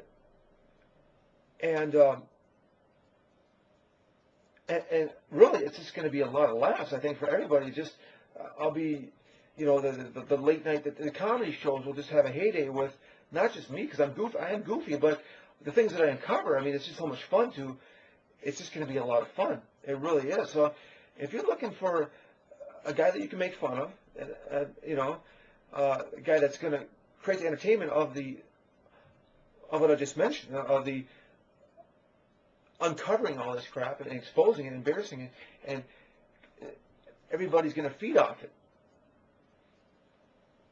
So these two main topics, the third one's entertainment, but the first two, I think in dealing with this, you're going to uncover all the corruption, and that's just going to create stories, and that's going to be like, it's going to be entertainment of some sort.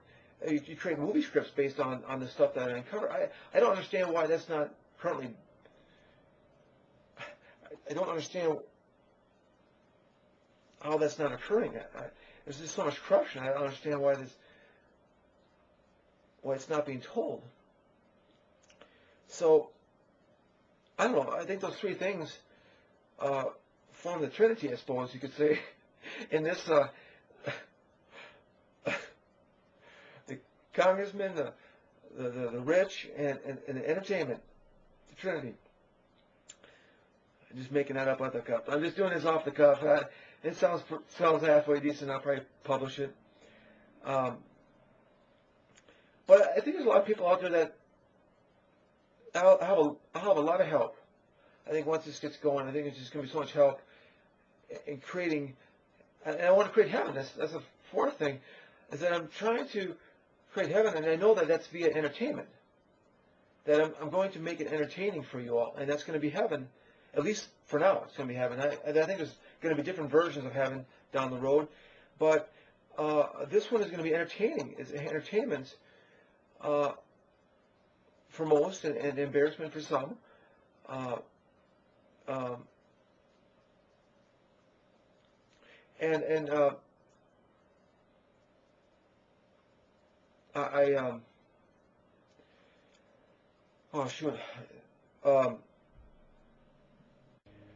So yeah, I want to create heaven, and if parties, if people aren't voting a certain way, I want to mention something that I can do is I can probably accuse congressmen of molesting my children, and I'm sure they don't want to hear that. So that's going to be something that they're probably going to step down. So I have the leverage to be able to convince them to vote a certain way, or if they're not going to abide by what the people are saying, based on the people's input, and if they're not going along with that, we're going to find out why. And if they're doing whatever the lobbyists are doing, we can start making allegations that just that'll probably get them to resign.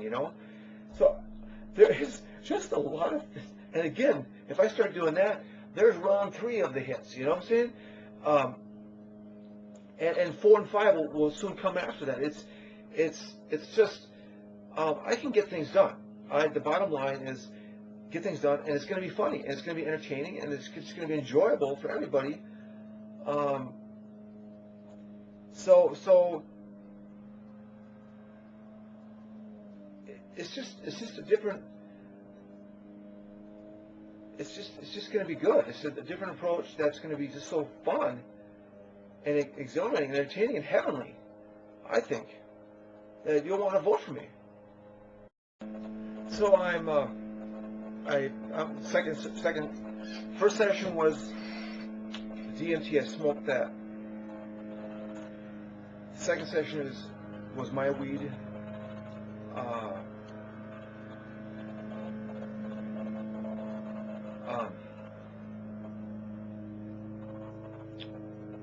And the thoughts are much more flightier. I mean, they're just, it's much more enjoyable.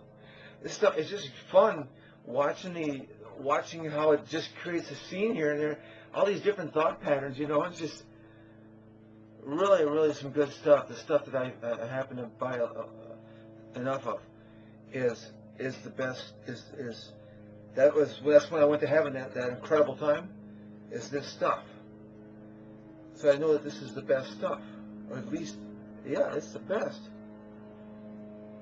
I don't know what it is. I don't know how they keep track of that, but what they distributed, but I think they're all got to be good. I mean, in their own way. Even though I just think they're all different and good in their own way. And stuff is. See, I wasn't as happy on the DMT, but now I'm really happy because I'm thinking the thought process is so fun. As it makes you happy in this. I don't know why other people are laughing and giggling. I'm watching YouTube, right? These people are getting high. I don't understand why they're laughing. At least explain to the people why you're laughing. If you're on camera, don't just sit there and laugh. What's funny? So I don't know if there is an explanation for what's funny then.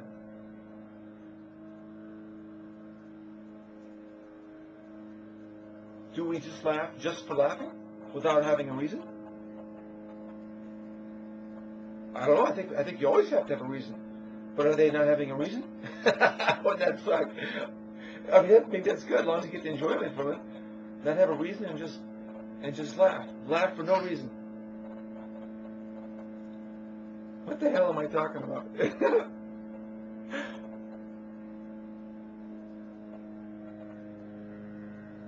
It's just so.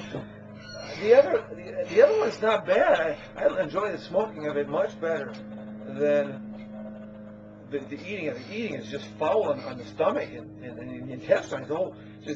Just the whole process is rough. Smoking, it's like it just goes down quick. It's just easy. I don't taste it. I don't taste that crap that's in it. A little bit, like a burnt smell, burnt taste to it, but it doesn't taste. It's going in the lungs. It's no problem.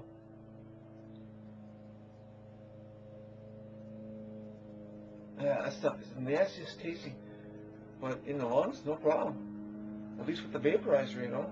I wouldn't know how you smoke it. I don't know how you smoke. It's meant for vaporizer. It's really working really good. Oh, I'm so glad I got both. I'm so glad I've got what I need for the next 2 years or 3 years.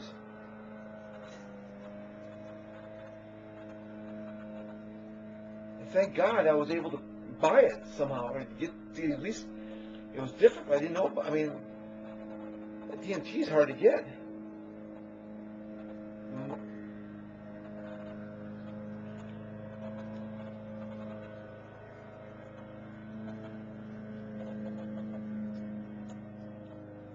I get the feeling I'm supposed to say that Uncle Hank is in on it, and I think that came across the other night, but I'm not sure about that. If it was like there for 5 seconds, like, yeah, I'm here, yeah, I'm in, like a 3 second, hey, I wave my hand.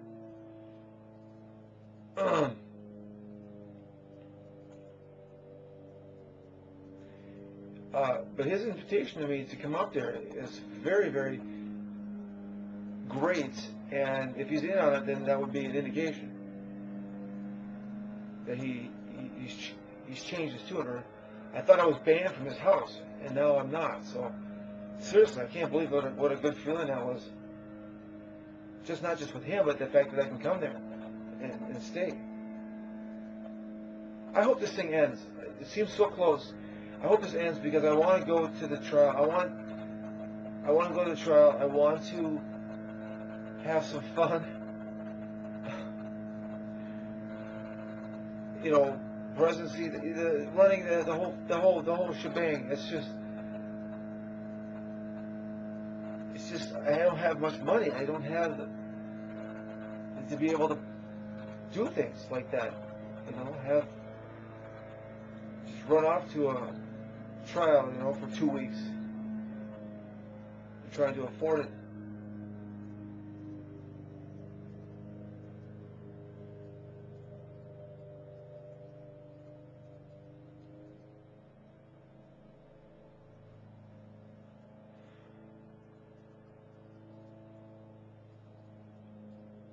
Wow, I'm just the way I'm speaking, it's almost like a scripted thing. It just, yeah, I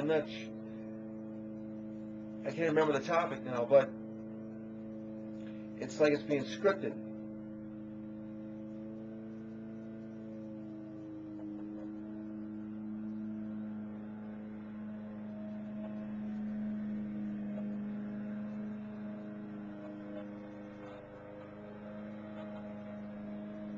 It's like I'm talking weird even to me. It's like I'm talking weird. It's just, yeah, I mean, I'm maybe this is the mixture. I mean, this feels like a different flavor of something due to the mixture of the combination DMT and weed right now.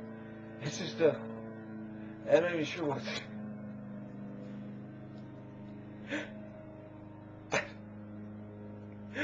I think my mind's melting.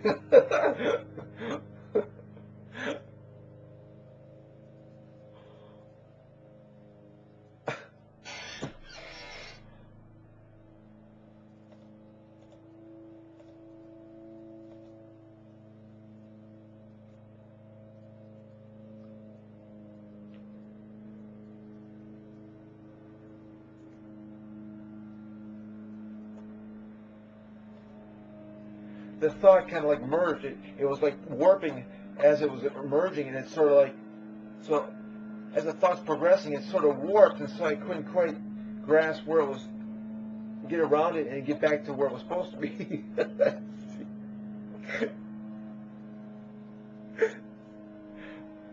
That's kind of a cool. I just haven't. You would think something like that's occurred to me before, but I don't think it has.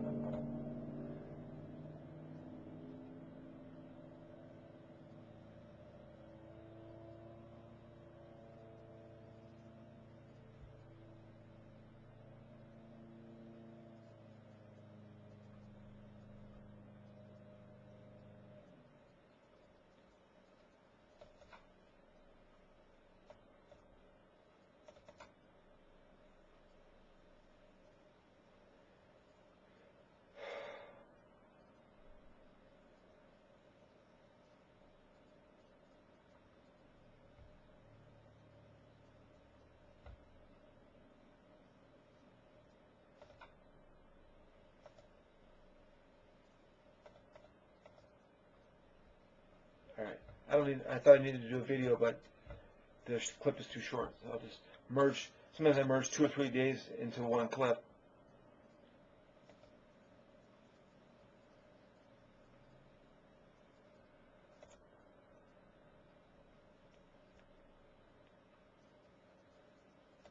I don't know, whatever this is, it feels good. There's different things happening.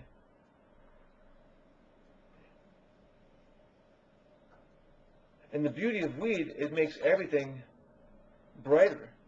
It makes everything better and funner somehow. DMT it's bad when I ate it. It was, oh shoot, I lost what I was saying, sorry. Whoa, whoa, whoa, whoa. Slow down.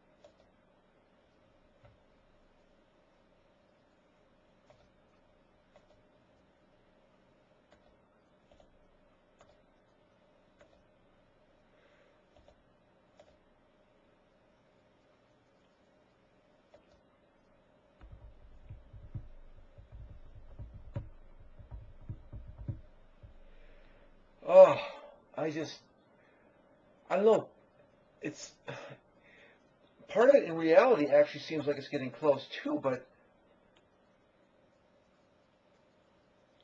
it's way more noticeable in this realm, in the high state, just how close this thing is. It's weird, it's close, it seems like it's close, like,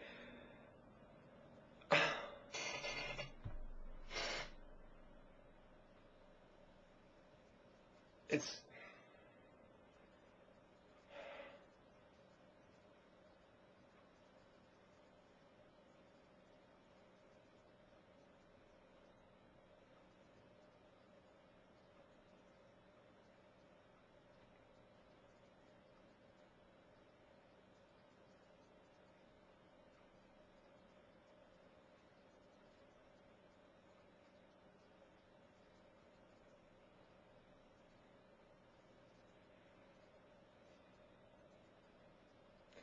you know what I'm thinking, I'm realizing, is that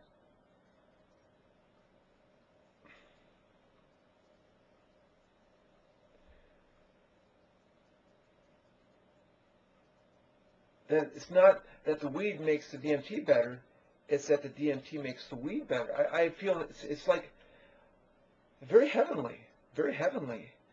And I think the DMT is helping that achieve it. I don't know if it's whether it's a weed. I know I have heavenly weed.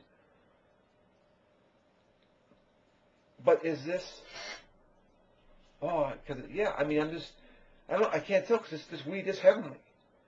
But it's almost like the DMT is making it better. It's a different flavor. It's the flavor of combination that's going to unlock the universe. That's what we're trying here, is different things together and experiment. I was thinking about sending back my mimosa because I wasn't going to use it, and now I feel like I struck gold today. That I can stomach the stuff in my lungs, and it doesn't take as much, and I get a better high from it. Huh, what a beautiful thing! And then with the weed, and it's like I feel like from my ears, that's just the whole head is alive. Every place. It feels good. And that's what I've noticed about when I'm on the DMT. I should say ayahuasca. When I'm on ayahuasca, it makes you have a conscious about how the brain feels. It physically feels better, and then with weed, it spiritually feels better. And the two together kind of help. It's different.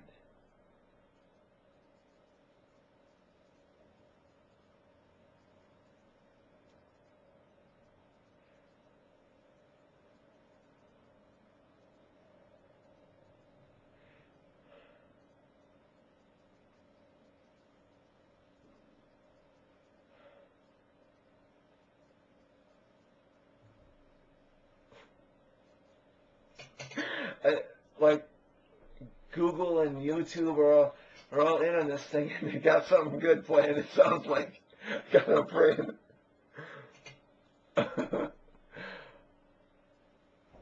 Oh shoot.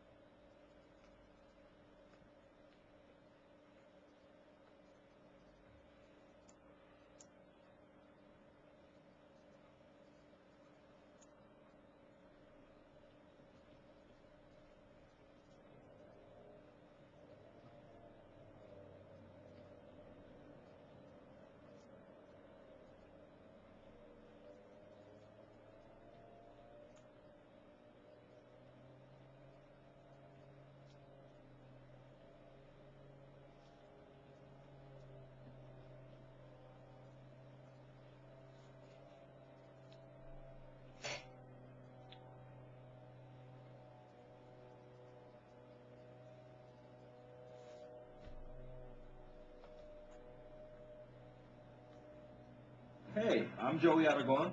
See that film? People call me about this every day. My dishwasher must be broken. You know, it's not always the machine. It may be the detergent. Add Finish Power Up to boost your detergent and you'll see a huge difference. Watch what it can do. Look at that sparkle. Now that's clean. Cloudiness, spots, tough stains, even dishwasher buildup. Gone. Just like that. So don't give up. Add Finish Power Up. Wow, see the difference.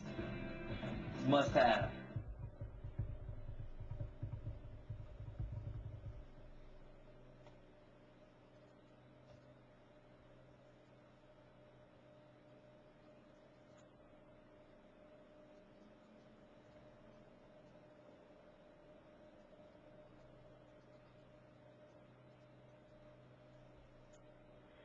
I know. I think Mozilla's got my. He can manipulate some things. Mozilla's playing around. I'm on the Redwood Gazette, Falls Gazette, so that means something. This is how it works. These are how the signs work.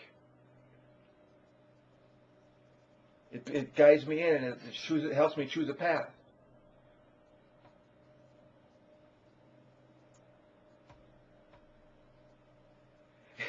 And this near far at the same time thing, it's like things are like that. It's like, in some sense, the end is near, and in some sense it's far. Like parts of the day, I'm thinking, well, I gotta, prepare for a trial. I gotta prepare for the real, the long version of the trial. The long.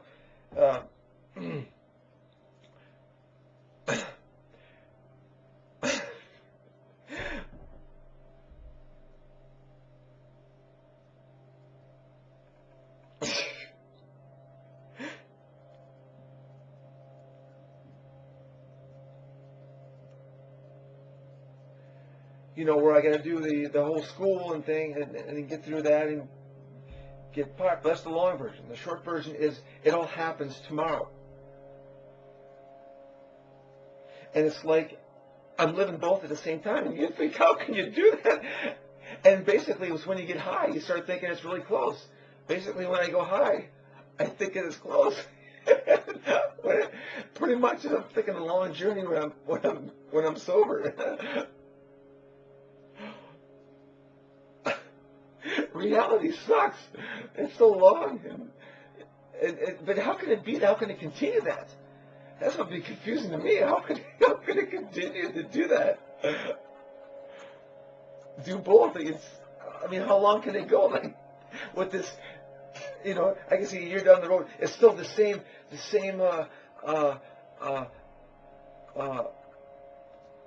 apprehension that it's going to end. This anticipation that it's going to end.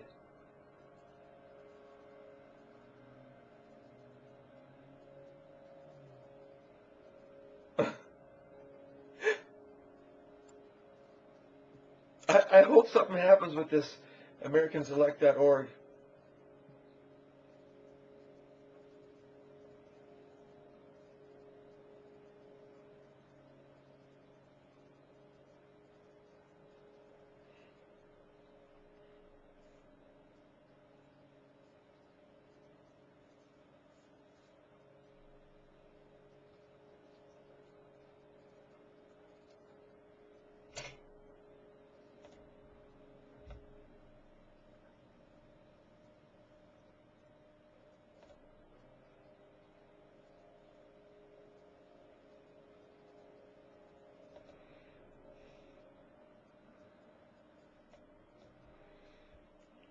Go to the bathroom. I'll be back. I'm trying to figure out why my computer's messing up. It's two of the mics aren't working. The webcam and desktop are failing. I have to try a different port. Luckily that worked again. But otherwise, I'm finding that this mic is so good, but there's something not quite right with what's going on. I don't understand. It's almost like it has to be supernatural to be that good, and yet there's got to be a hiccup to it to be that good.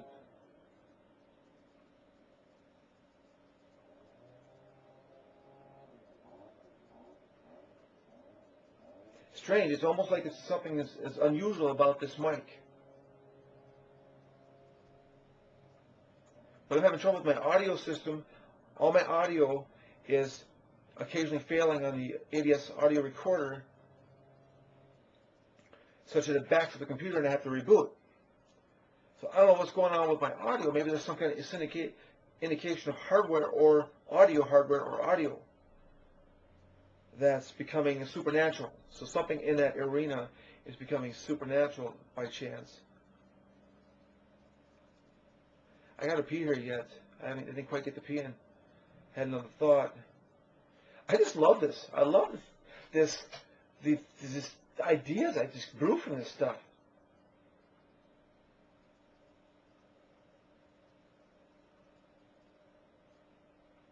Let me pee. I can't tell you how happy I am to do ayahuasca properly now. So now I know how to do it.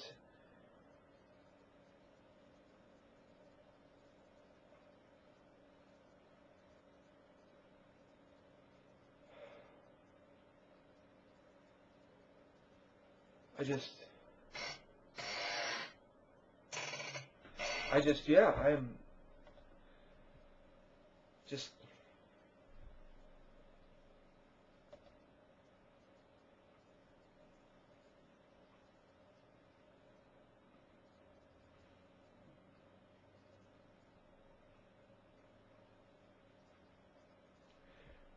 I think I'm going to post this video on YouTube.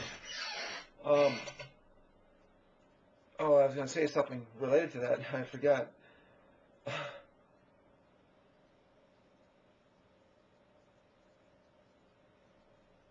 Oh, yeah, I threw up.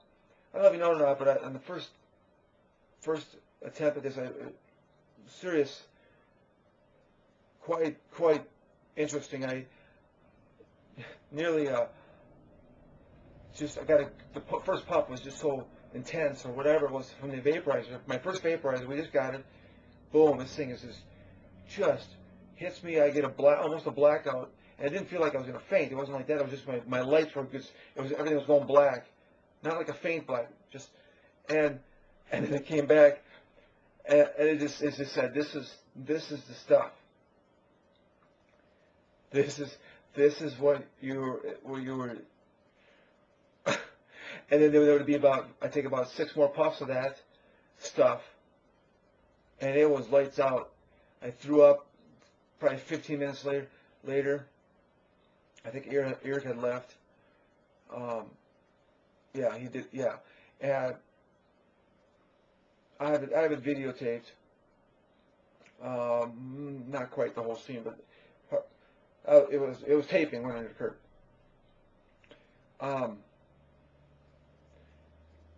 Oh no, I was just saying this. I was trying to say about. What was I saying? Oh, there's something about two something.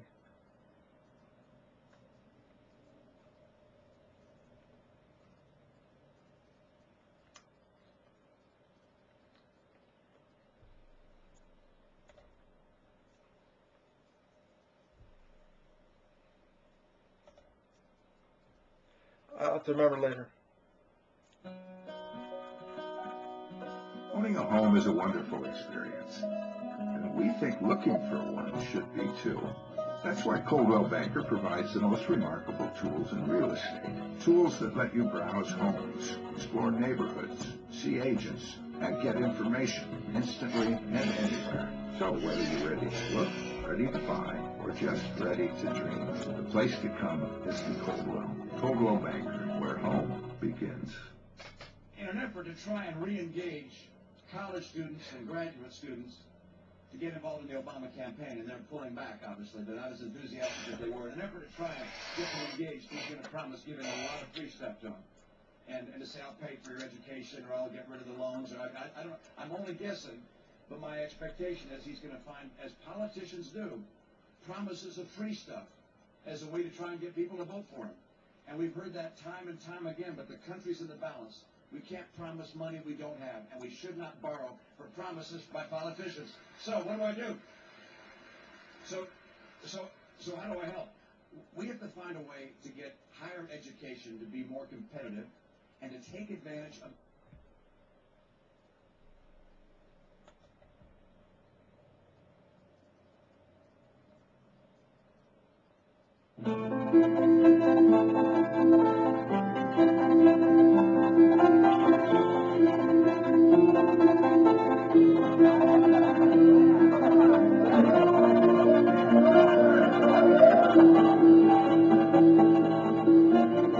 When it comes to protecting your identity, partial protection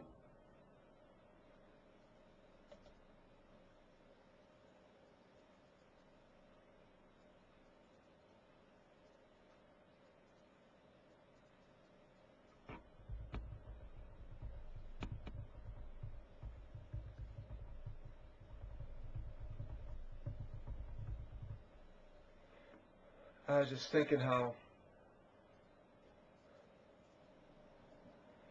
what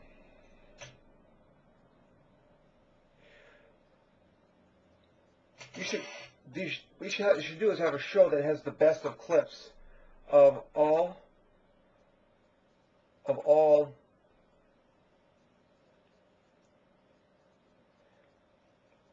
you get your best of clip, and then everybody could do this, get your best of clips and post them and see who's got the best of clips for the day's events or the week's events, a week or a day, or who can whew. And it's kind of like a competition to see who can get the best clips of the day. I don't know why.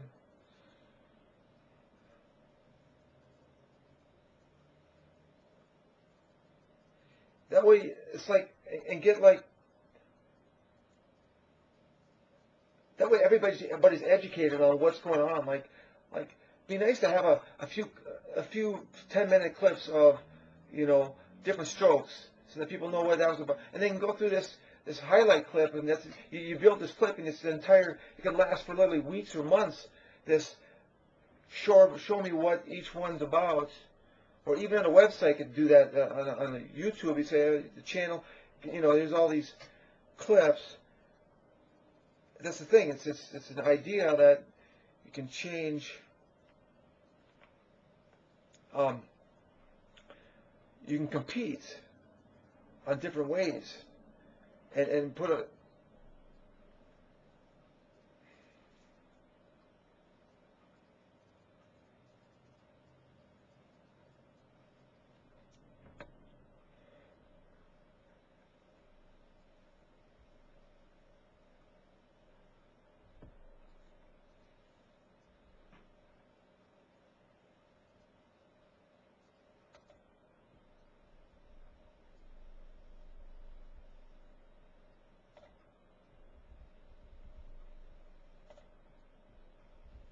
Hey, I'm Joey Aragon. See that film? People call me about this every day. My dishwasher must be broken. It's not always the machine. It may be the detergent. Add Finish Power Up to boost your detergent and you'll see a huge difference. Watch what it can do. Look at that sparkle. Now that's clean. Cloudiness, spots, tough stains, even dishwasher buildup. Gone. Just like that. So don't give up. Add Finish Power Up. Wow. See the difference. It's must have.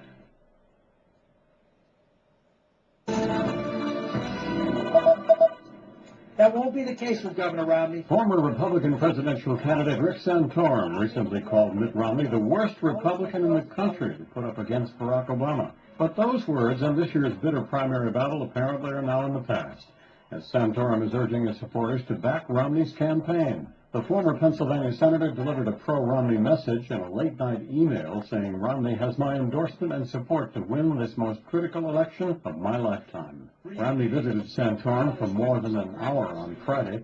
The session covered many of Santorum's concerns about Romney's campaign, especially the sincerity of Romney's vow to repeal the Democratic National Health Care Law, which was modeled on one that Romney signed into law as governor of Massachusetts. Santorum also urged the Romney campaign to bring on some of Santorum's former aides and advisors to give conservatives a bigger voice heading into the fall. Brian Thomas, The Associated Press.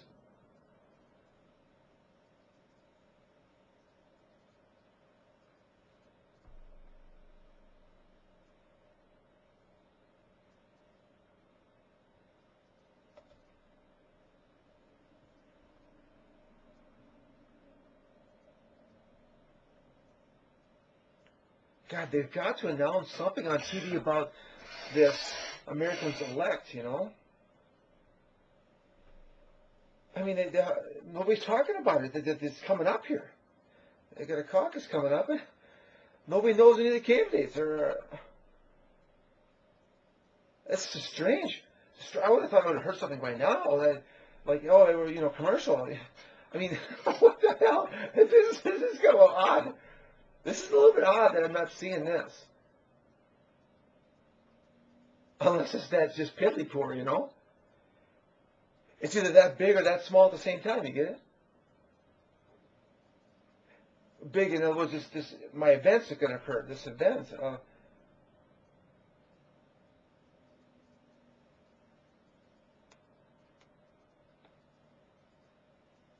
Or that this campaign is so piddly poor at the same. It may not even.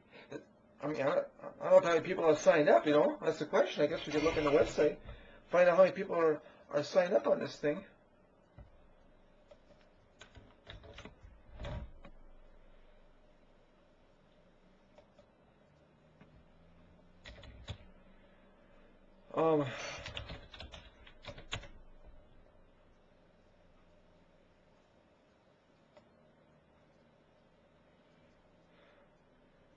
They don't say how many people are. Oh, here we go. 2,500,000 signatures. Okay. So.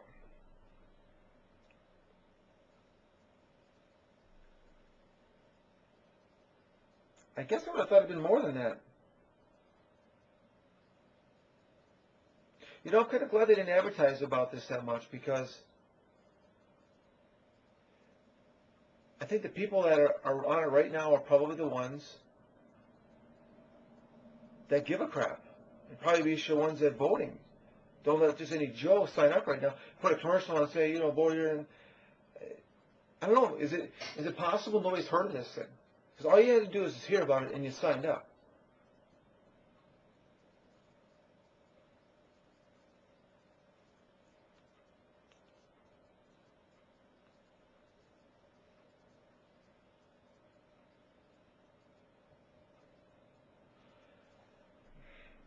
Yeah, man.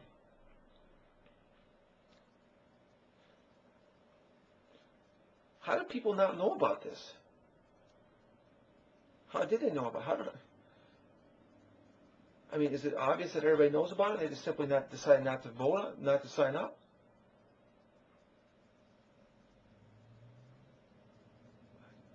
I got a feeling all they're going to do is advertise that sucker, and they're going to be up in the 50 million. I don't know.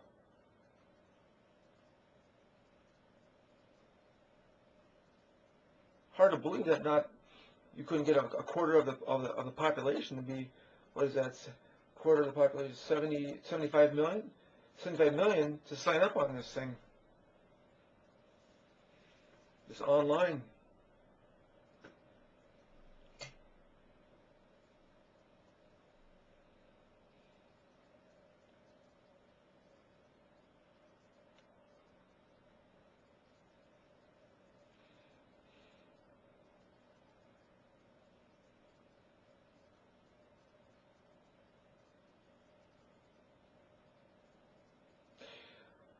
Oh, God, I hope.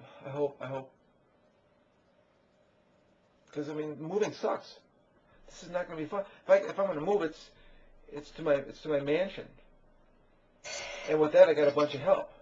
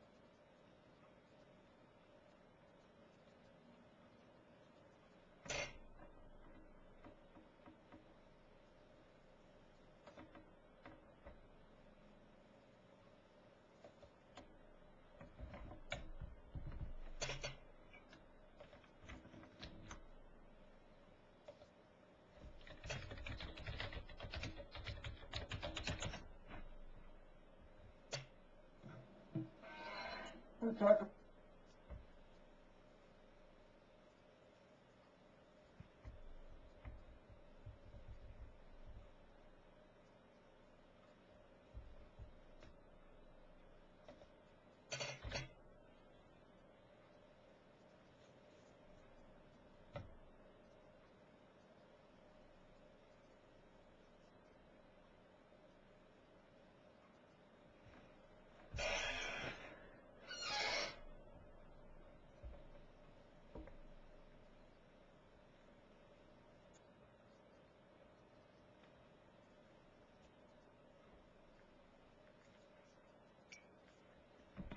I think we'll go get some, we're at the Jackpot, get some buffet, see what they think of me out there.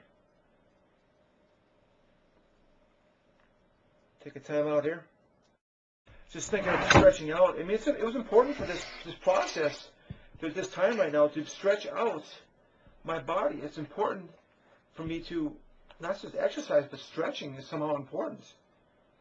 It's a spiritual experience, stretching out. It just occurred to me that was the importance of my shoulder injury, to get me working my shoulder. That somehow this stretching is a spiritual experience.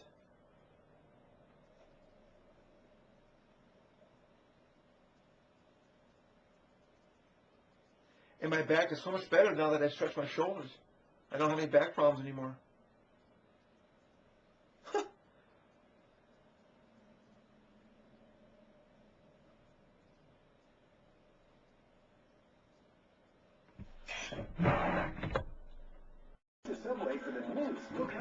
Yeah, basically what YouTube has going is, you know, you get paid for you got a good enough video, you get paid a little money for it, and basically that's what I see as a vision. Everybody being able to be a producer on their end, and eventually building and competing on the bigger levels and stuff.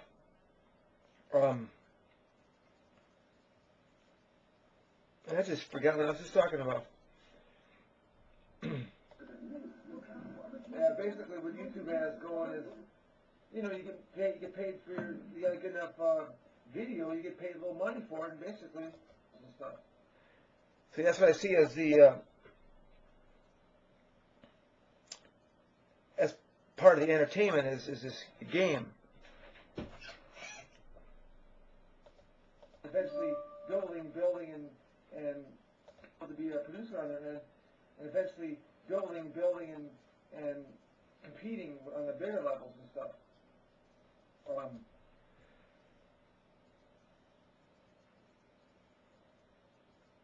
Wow. I have trouble remembering just, whoo! Wow. Things are really flying around.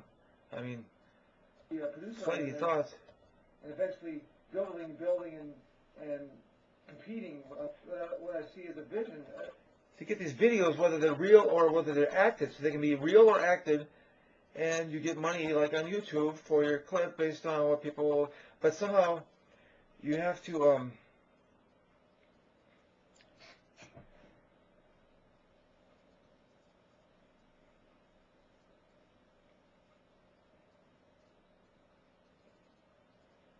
Oh shoot.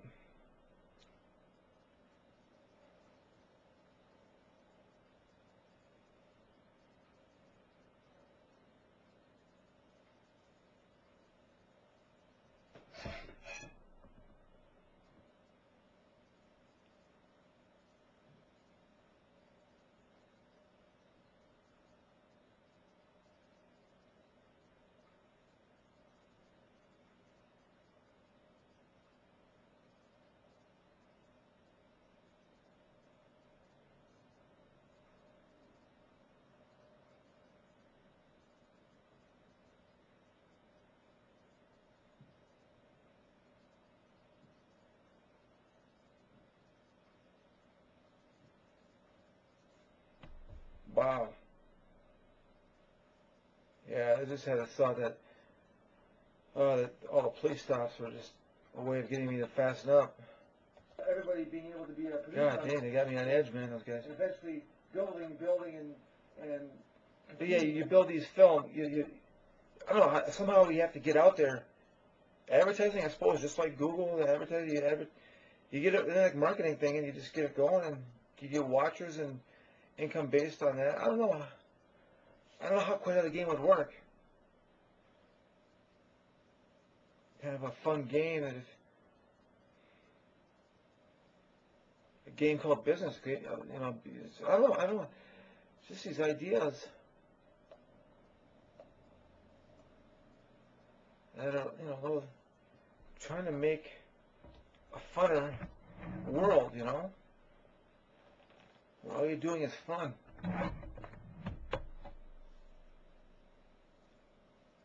We gotta figure out a way to invent something like something to. I mean, there's people that gotta do work in the fields. Maybe they find that fun. That's what they do because they enjoy it. Maybe that so. But you got to find that a lot of those people like that who would want to do that kind of work, or do we find a substitute where we're doing the work via godly powers or something? In other words, we're doing, or there has to be jobs. We all just can't be having fun every day. It's just, and I don't think every job there's that many people that have fun to fill all the roles.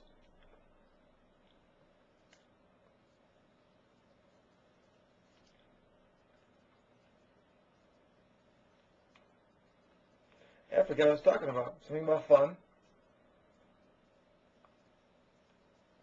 Wow. Well, we've either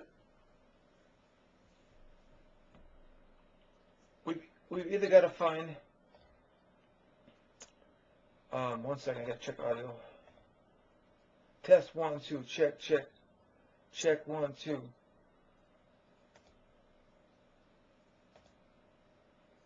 But you got to find. All you're doing is fun.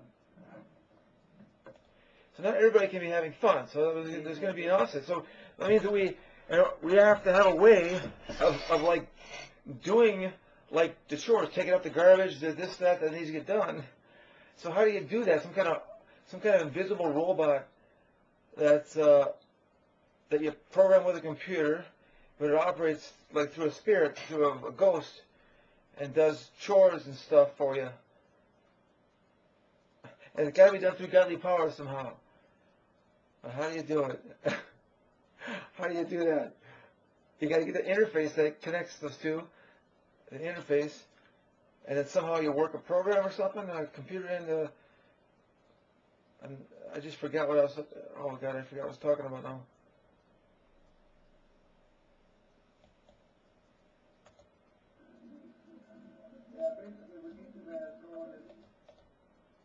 There's people that got to do work in the fields. Maybe they find that fun, and that's what they do because they enjoy it. Maybe that's what you so.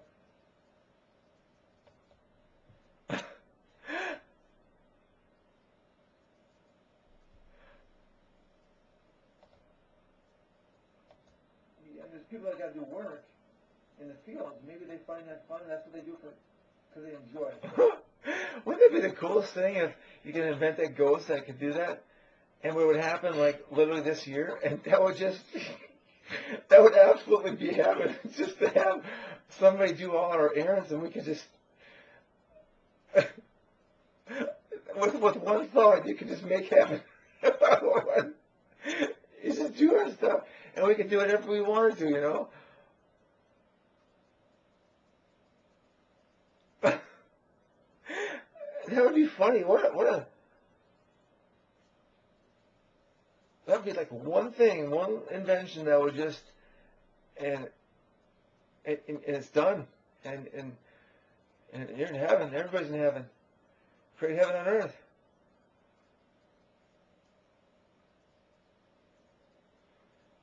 That's interesting. So this last session, this third session, was my weed. So didn't really mix it up too much today. Just.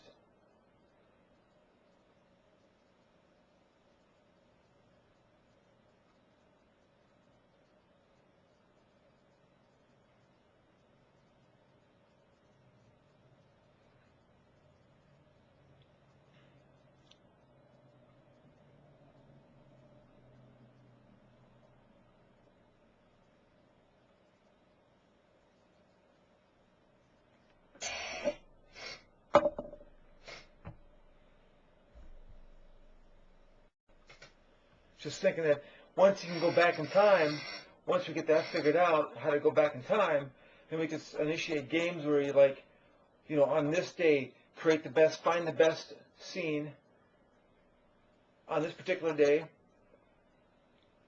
and it's like, and it's a big contest, a big game of who can capture on film the best scene.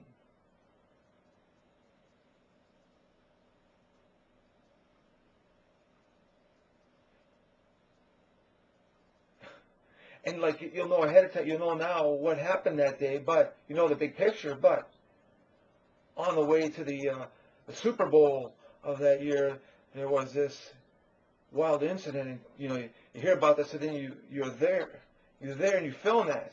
You go back and you don't actually modify any of the, you're just a ghost. You're a ghost back there, and you're able to film with your camera crew, and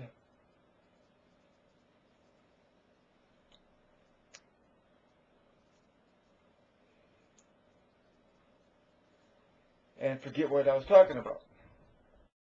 Just thinking that once you can go back in time, once we get that figured out, how to go back in time, then we can initiate games where you like, you know, on this day, find the best scene on this particular day. So it's a game based on like a certain day, or give them a week back, you know, 200 years ago, and you just go back, and you go back certain days, and you have this contest, have many different kind of contests for every day to go back and like film it, or what other things could you do back in time if you couldn't modify anything. They couldn't know you're there. Like right now, there could be people, ghosts, watching me, but they can't ever tell me that they're there. And they're filming right now. They're filming everything here. They've been watching my show, and perhaps they're going to have, you know, something to give us here shortly, a film and my perspective of what I'm seeing. See?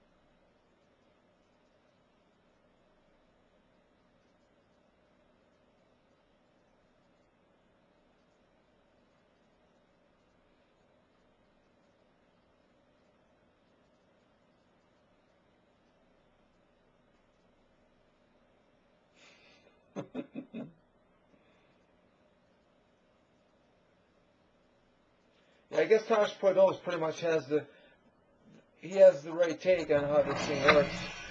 You get scenes for everybody. You create the best of clips, and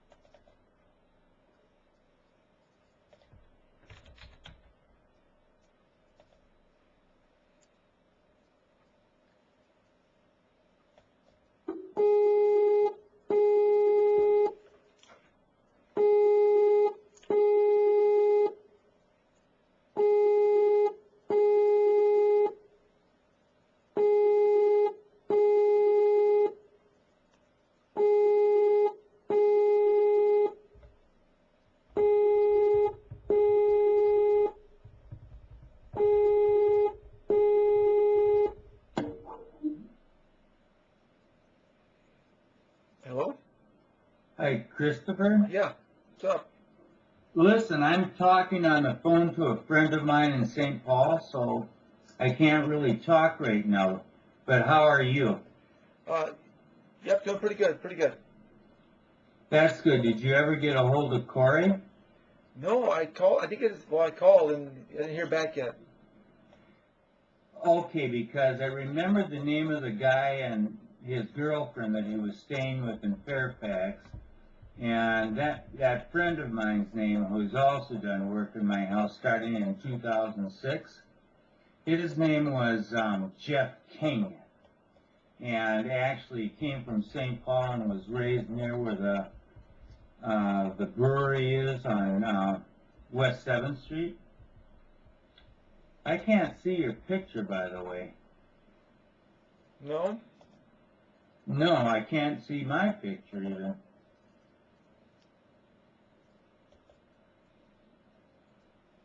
Can you do something? I can't. No, I can't see your picture either. I'm gonna.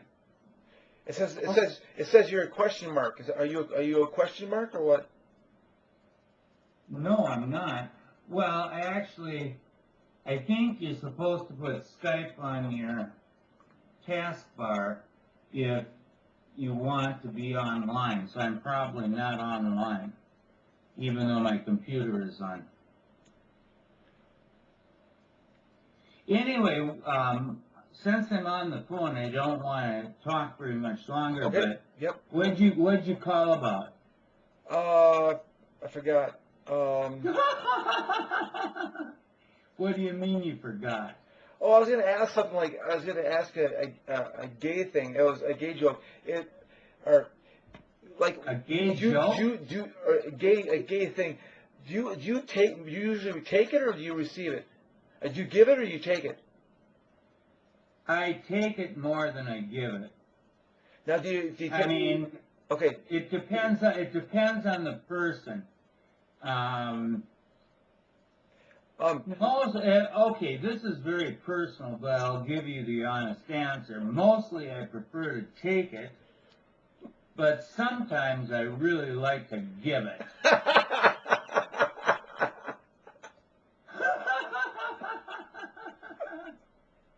Are you listening to this, Lee? No, leave that here. Oh, shoot. Oh, Leaf is my friend in St. Paul. Okay. Got it. Oh. Why do you ask? You're just curious. No, just the thought was I was just curious. I mean, what?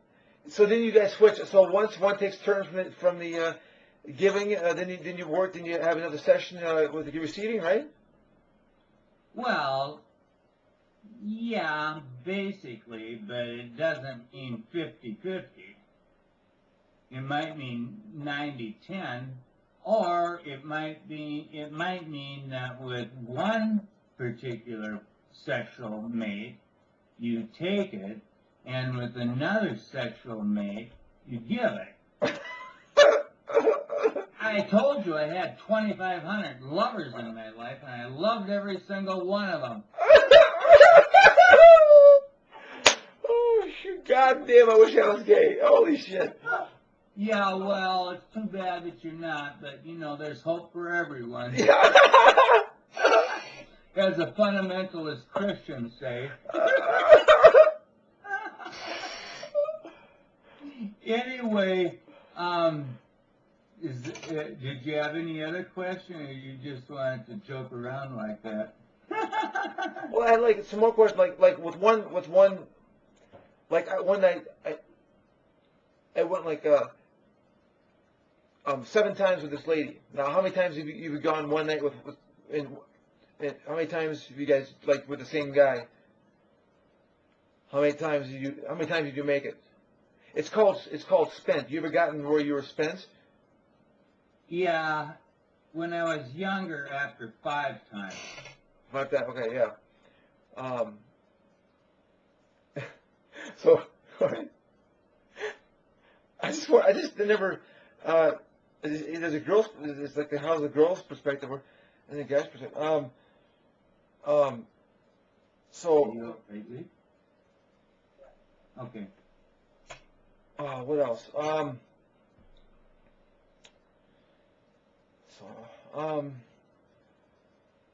probably remember some more later. I can't remember anything more right now. But it was just kind of curious questions like sexual. 20, when's the longest you? Wait, let me get a chair. Leaf is on my phone right now, and he's listening to.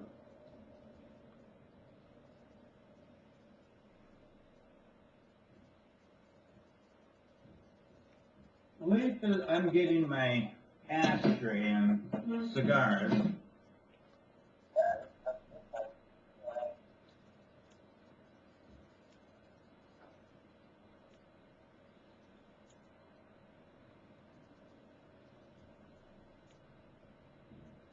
Actually, Leaf has Skype too, so we could all be on together.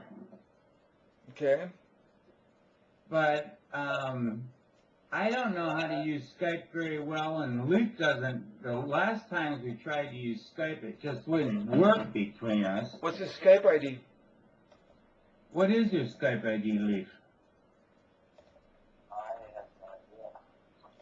Well, I'm sure it's Leif Bjornsson, but is it Leif.Bjornsson?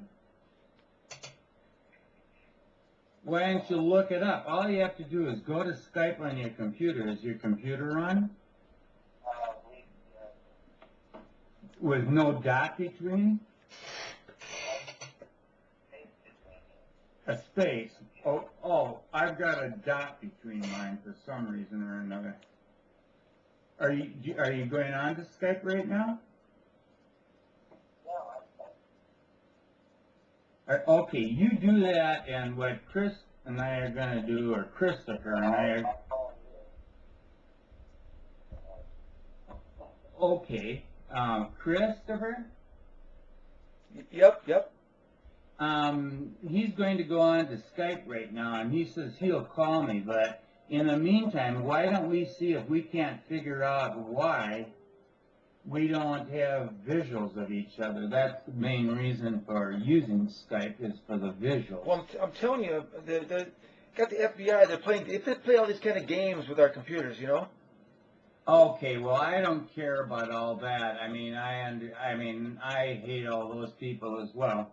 But the fact of the matter is, I want to get us onto video with each other. That's the reason I use Skype.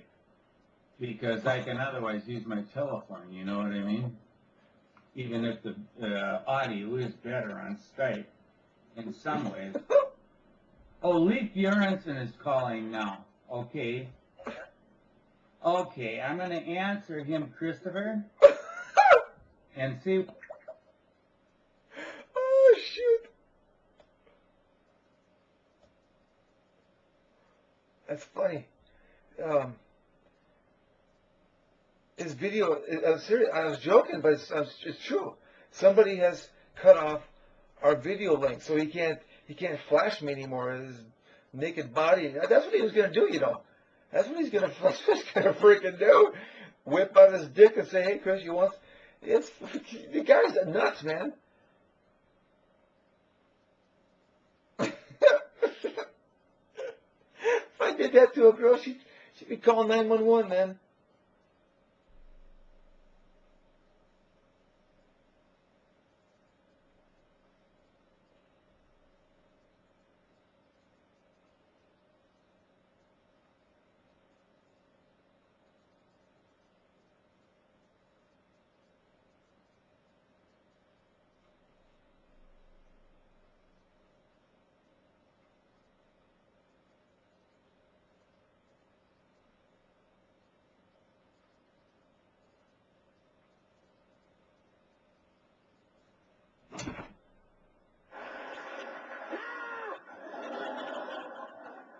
So Joe Biden, in a moment of apparent weakness, says simply and concisely what he really feels about the issue of gay marriage.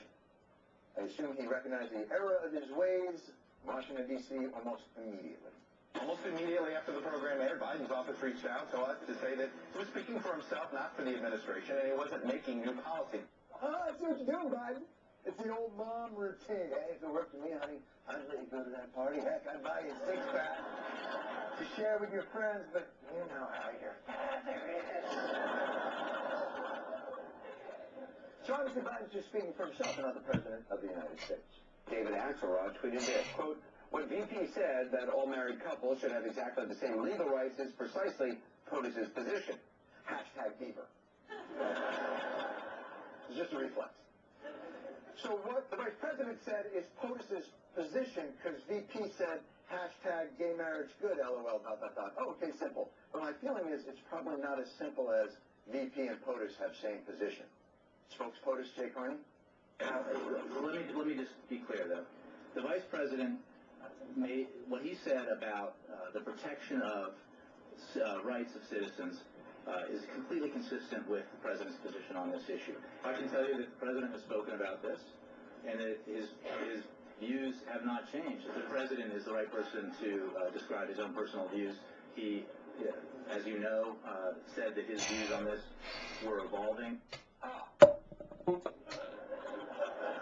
Oh, Christopher, you are still there. The Vice President's new position is consistent with the President's position, Christopher? which has not changed, and is also changed. Okay, Lee. Christopher, are you there? Yep, I'm here. Yep. Okay, well, I got the reason you're not on video and Leaf wasn't on video is I just clicked answer instead of answer with video. So now I've got Leaf on video, but I still don't have you on video. So you know about computers, so what do I do to get you on video as well? To Biden doing this because number one, gay money. Do you want to call me and then I'll add to conference?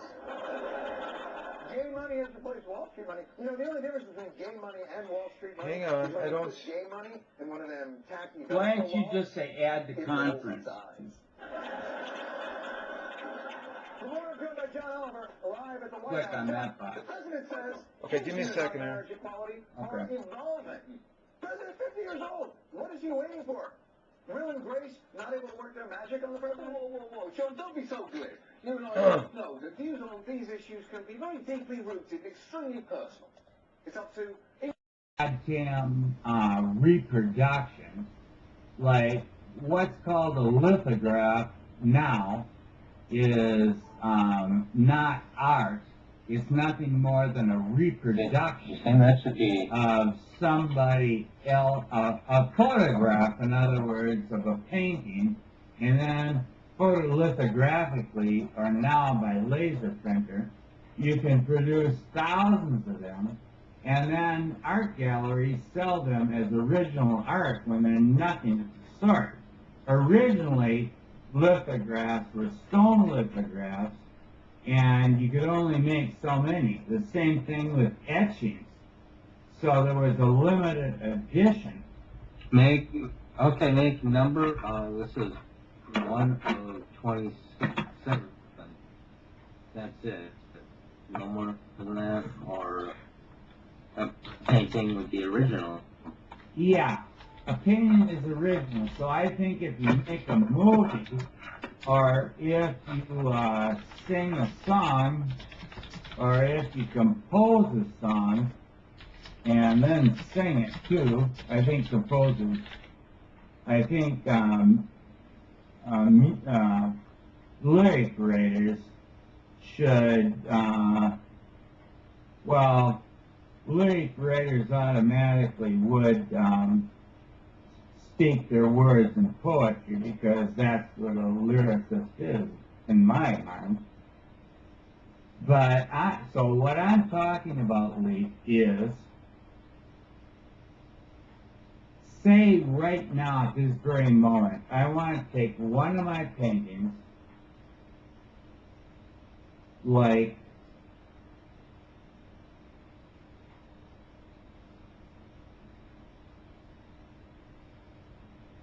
Hello?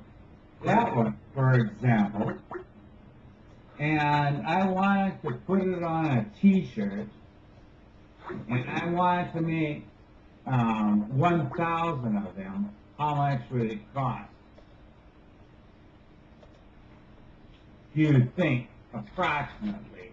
I don't care about the nickels and the dimes. I don't even care about $100 in there. I'm talking about, generally speaking, how much would it, okay, you use the expression 400. So I will as well. You said you can make 400 shirts for $100, I think you said. Is that right? Yeah. Okay, well, what would I have to do? You don't have to know how much money that would cost.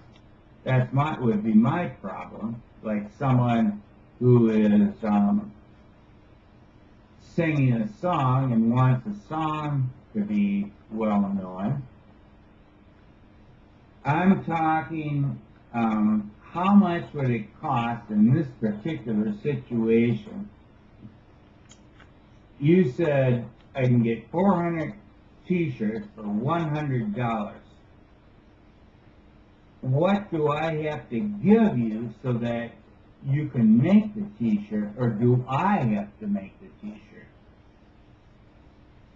Boy, you're confusing, man. You can buy 400 t-shirts, so he knows where to get them.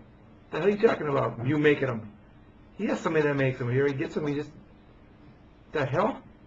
Oh, yeah. Well, that's true, Chris, except for the fact that if you want to put an advertisement on the t-shirt, that costs money too, you know.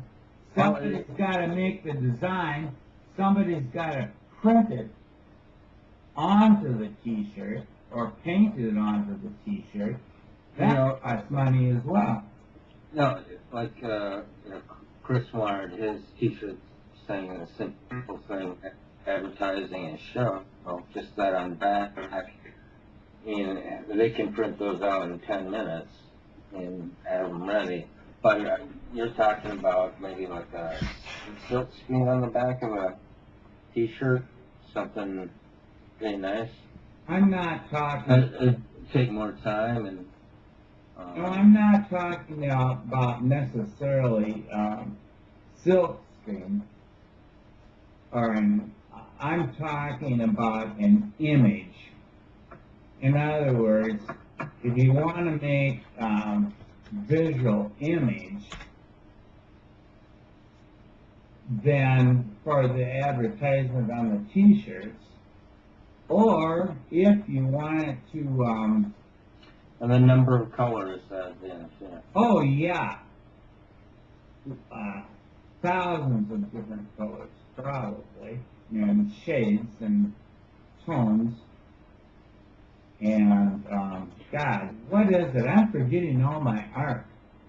Steve, do you want to add me in your contacts? I contacted you. Okay. What? Let's see, it just disappeared. Oh, it's probably on my Skype. Hopefully I don't lose you. Let's see. I can go back to that, I think.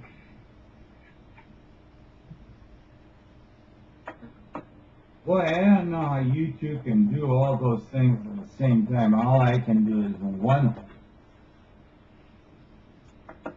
No, I did not say fuck.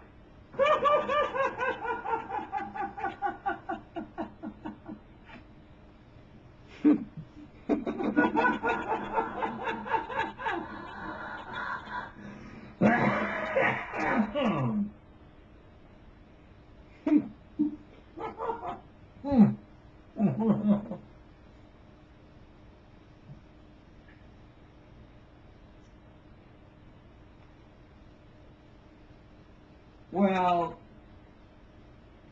see, Chris, what I'm trying to get at here, since Leaf is a promotional agent, is what I'm trying to get at is what are the costs. Okay, t-shirt, they can be bought cheaply, but not 400 of them for $1, because that would only... Yeah, you can. That only means 25 cents a piece. Because I have a shirt design, Leaf. I have some shirts. Let me find that link here. Why don't you just go get the t-shirt? Then I could see it too. Leaf, I'm trying to figure out how to add you here. Can you see that on your screen? I texted you. Did you see that? No. I got something on you when I read me as contact came up for like 4 seconds and I was gone. And oh, okay, I got contact request. Yeah. Okay, so do you see messages that are showing up? And, here, let me. Do you see those shirts? Do you see that link? I just texted you. Yeah. Okay, click that. The shirts one. You'll see a bunch of shirts that I've made.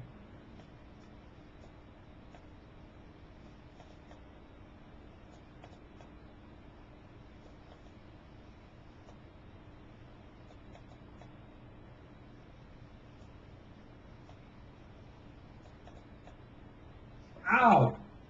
It's not working. I dropped my cigar on my foot. Oh, that bores you, huh, Chris? I'm getting tired here. I gotta go sleep, I think. Well, do whatever you want to do. That's what I say. Listen, yeah, we'll keep in touch. I'll get back to the other guys quick, and then I'm gonna get to sleep. So I'll see you guys another time, okay? Okay, I got your message. I'll look at them. Yeah. Nice to meet you, Leaf. Get me famous, man. Somehow, Nice to meet you. Get me famous. Wait, one thing. Do you want each other as contacts? Well, we just added, so I got him as a contact now. So I already got him. Yeah. Okay. Okay. That's But good. Leaf, I want to talk to you about your promotional thing. Like tomorrow. Let's talk tomorrow. Or what time can I talk to you tomorrow? In the evening. Evening, okay. Do you see any links that I sent you there? Did you see them? Yeah, I'm looking for them. Oh, but you couldn't click on that page, that web page? Yeah. So you see the My Truman Show page?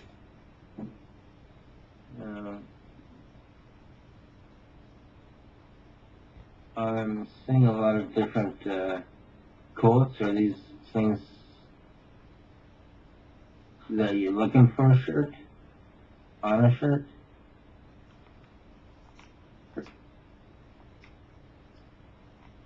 These are things that I put on my shirts. I've made a whole bunch of shirts. Hang on. What's wrong with... There it is.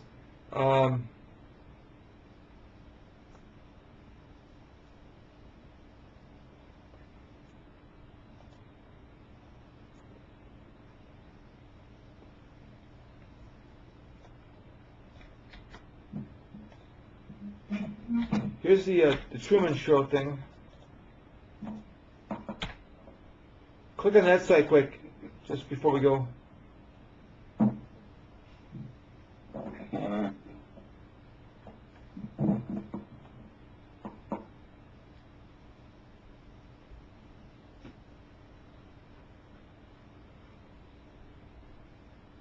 Chris, while Leaf is doing that, I just want to ask you a question. Yep. You're studying this business production, because I asked you that the week and a half when I was over at your place. Yeah.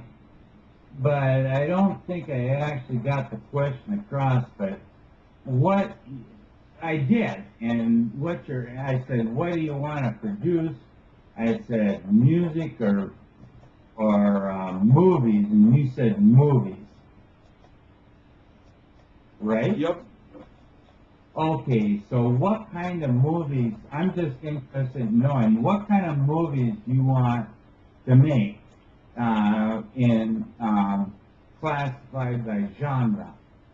So do you want to make sci-fi? Do you want to make dramas?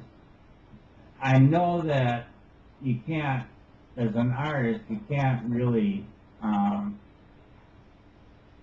cage yourself like that. But what kind of movies do you want to make? Philosophically, say. Funny stuff. I think go for the comedy stuff. That's what I'm looking at. Did you ever see this movie with Meryl Streep called The Woman Wears Prada? Which is a very expensive brand name of It wasn't called that. It was not The Woman Wears Prada. I think that was a movie. Yeah, it is a movie. It's a comedy, and it's so absolutely wonderful. I think it's The Devil Wears Prada. Yeah, that's it. The Devil Wears Prada. And Prada is Prada, and Prada is like high fashion name. A name that's in the ultimate regard in fashion design. Just not gonna run, guys. I'll talk to you later, okay? Okay. Okay. Good night. All right, good night. Oh, you guys still there? Roller, how was your session? That was a long 10 minutes. Sorry about that.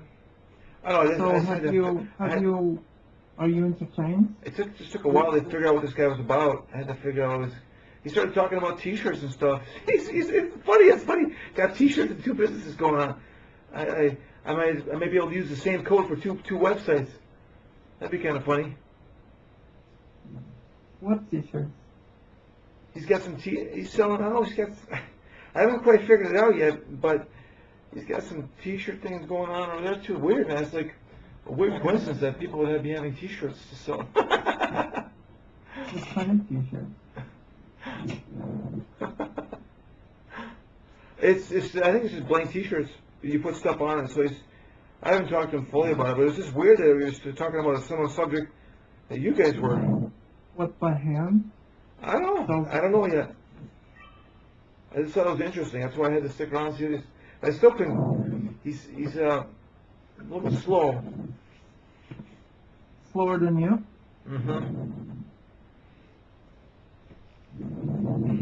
No, I'm just spaced out. I'm not slow. I'm just gone in Wonderland all the time. Yeah, right.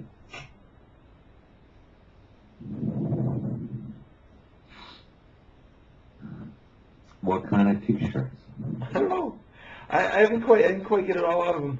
He's kind of it doesn't seem to be all there. So it was just funny. I didn't understand this. Pull your shit together. What kind of T-shirts? He's got some kind of promotional thing. See, he's got he's a promotional guy. So, I mean, I couldn't help but just open my eyes and say, what the heck, and I haven't quite talked to him tomorrow and figure out. He does promotions? Yeah. So I figured he'd give me. What's his job? He can get me famous. What's his job? I don't know. You don't know?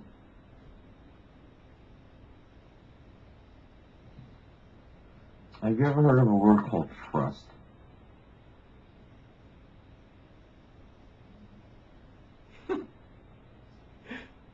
Sorry, I'm not laughing.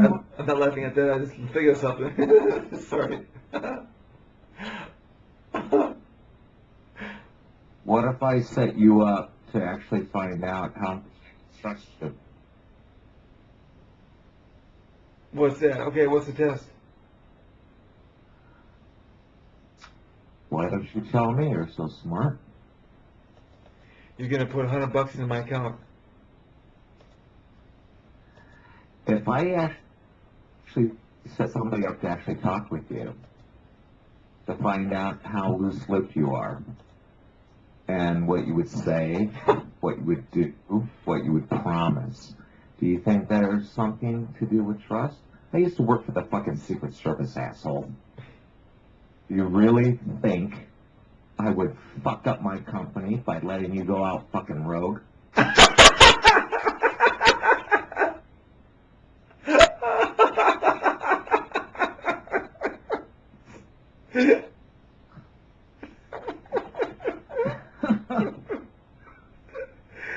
Oh, shoot.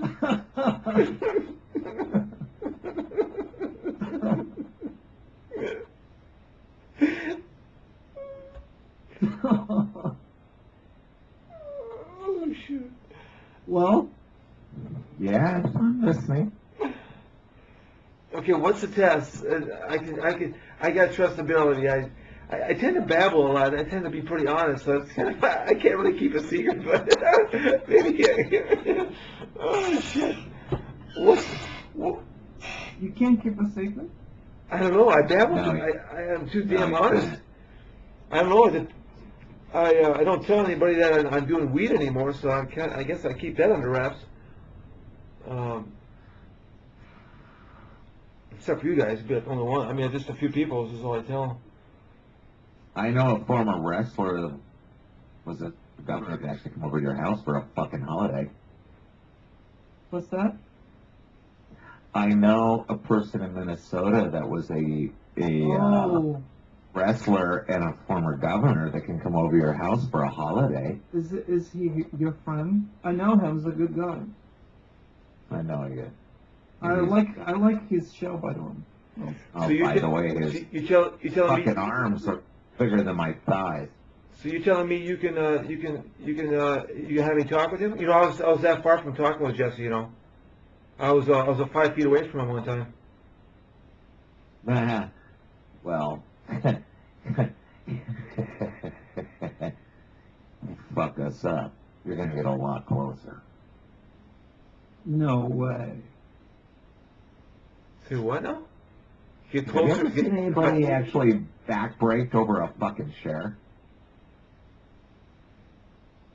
What? Jesse Body's a hitman? Who, Jesse? Yeah. No, he's a pussycat. If it was me, I would take a razor blade and just like flay you like a small fish. But I do it really slow.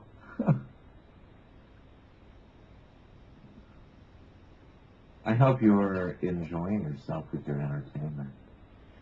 Well, you guys are entertaining too, but I pretty much I understand I understand our deal pretty well. I'm just waiting for the contracts, and you have my attention again. Yeah, well, here's what I understand. You haven't shown me shit. Show me you can do a shopping cart. And you've gotten several models that you could use to manipulate. Port them to me and show me one that fucking works. Alright? All you gotta do. Shit, I can do that in 30 minutes. All I have to do is go on the internet and they have all kinds of free ones. In fact, most of these websites have them for free. They'll give them to you for free. And you haven't even done that much. Pussy!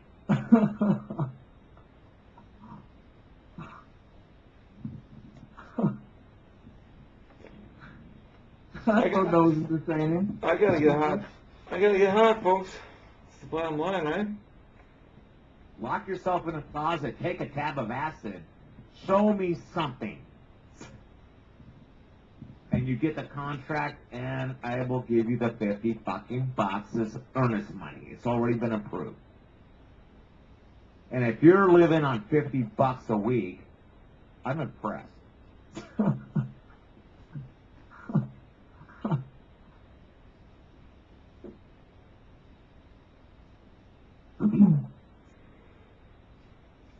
How do I know you're You know real, what? Christopher?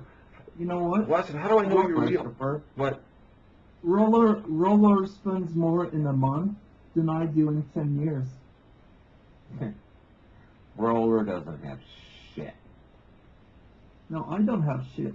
You guys have. You want me to port all of his financial data to you? That would be funny. Yeah, port that to me. Port that to me. Or some of them. You got a credit rating of 286.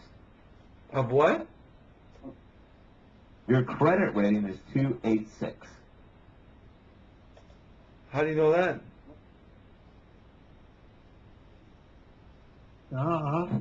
Who do you think I work for, dummy? What's 286 mean? The average credit rating of the average American citizen is around 640. Yours is at 286. Bullshit. Which means you're below poverty. You have been fired 3.5 times.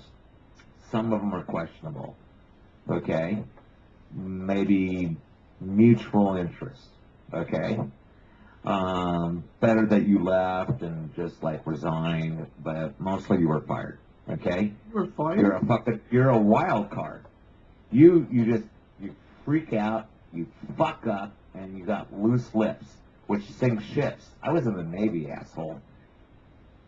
And quite frankly, if you're going to be a part of this project, you're going to have to clean up your act real quick. Wait a minute, you were fired? Is that right? Yeah, he's pretty much right. What's the 3.5? What's the half come from? That was a mutual discussion. You can leave or we'll just kill you.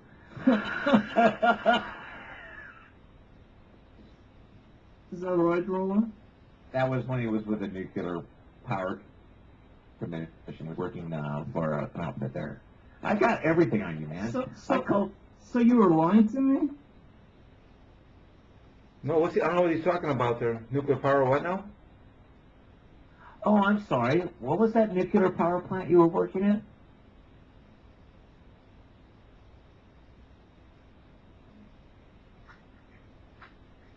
What year? Give me a year. Come on, Chris. Nuclear power plant that I was working at. I was in on a Navy vessel power plant. Talking about that?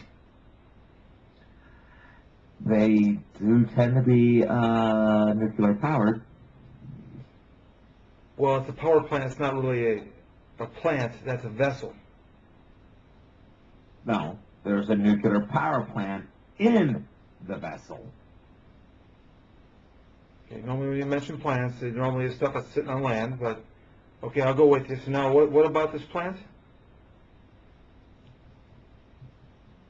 Why did they fire you from that job? They never fired me.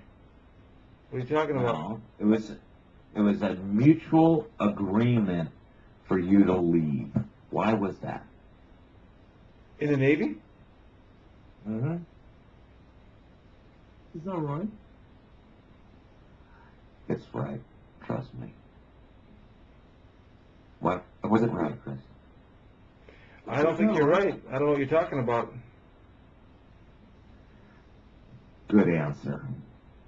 So he's actually practicing exactly what he was taught to do. What? That's good. No, on that part he was on that part I'm gonna give him a star on that one. You're not supposed Come on. You're not supposed to talk about that shit. Let's just put the pie on the plate. The pie on the plate? Shit. I haven't seen him do fucking crapola. What I mean is, just say it all. Because I want to hear it. Yeah, well, you can't. Except around a barbecue with some beers, okay? You can't talk about that kind of crap over the internet, and he was absolutely right on that. What was the other? What was one of the other firings? Oh, you know. I know, but what do you know? More than I want to. What I want. Get card. Huh?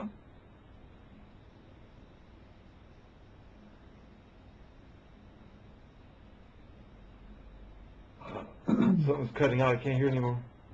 Oh, I'm sorry. I was waiting for your response.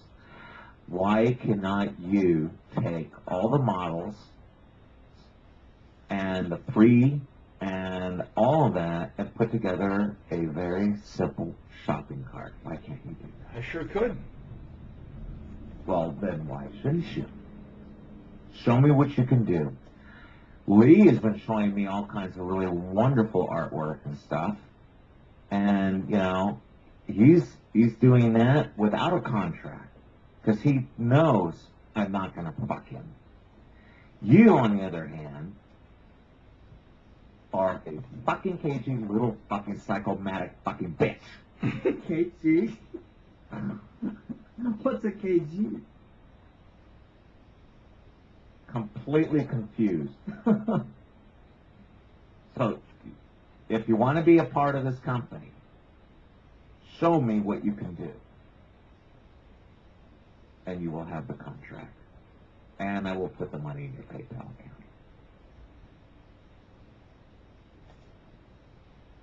account. Agreed? Unless, of course, you're very afraid. What's it going to cost you? It's not like you're working anyway. You're on fucking welfare. Well, I'm, $386.42 a month. A month? Wow. That has gotta be really great. A Can you month? afford to eat on that? What do? Lick your fucking cat's ass? How To much is actually it? get nutrition? How much? How much is it? It's not very much. No, just tell me the number again.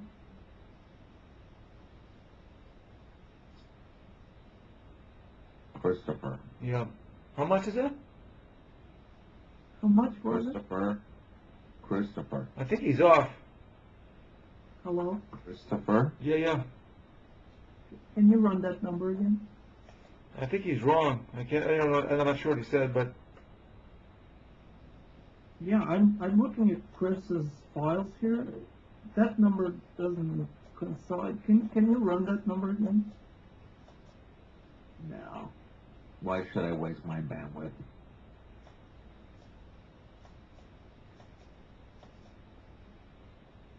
I'm the captain of this boat. If you want to be a part of my boat, do your job. If you don't want to be on my boat, then get the fuck off.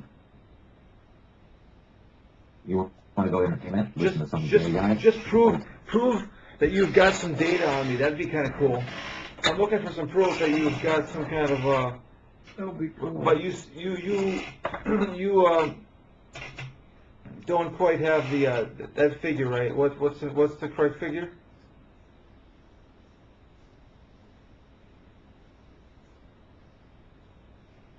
Did I overestimate?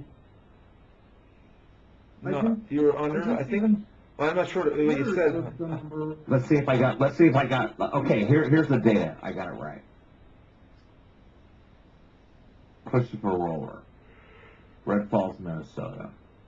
Hasn't been employed in almost 2 years. He's been fired from 3 jobs. Left the Navy with an honorable discharge under a mutual agreement which has been sealed.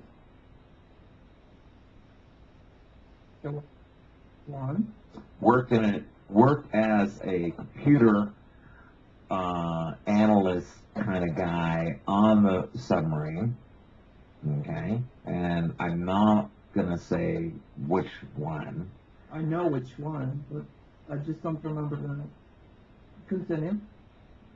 The thing is that basically has been trying to struggle through a marriage which ended up in bad divorce. Okay, and has 2 children. How am I doing so far? Could do better. Yeah, it's all you're it's all from memory. You're doing pretty good. Keep going. Found his ass locked in Minnesota, struggling. Worked for G for a while. Fucked that up. What happened there? You fucked up. What happened there? Let's hear it. Let's hear what was he got to say. What's he got? I want to hear what you have to say on that issue. I consider both of you like what's the name of it? Uncles. So we're all friends here. So just shoot it out.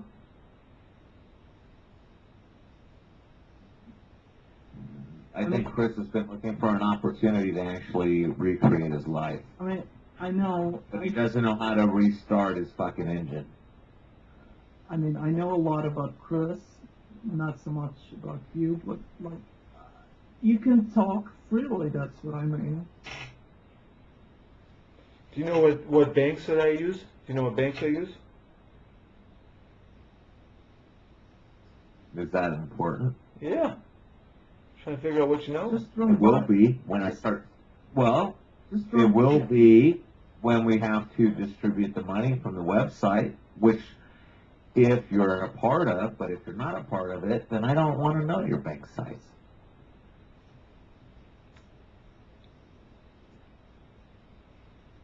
It would be fun if you could go by that. Chris, if you're gonna actually be a part of this, you're gonna have to show me that you can do something. All right? I saw your resume. You sent it to me. I background you. All right? You know, I looked at the FBI records. I looked at everything. Okay? You were charged. How many times? I don't know how many. 17? No, 37.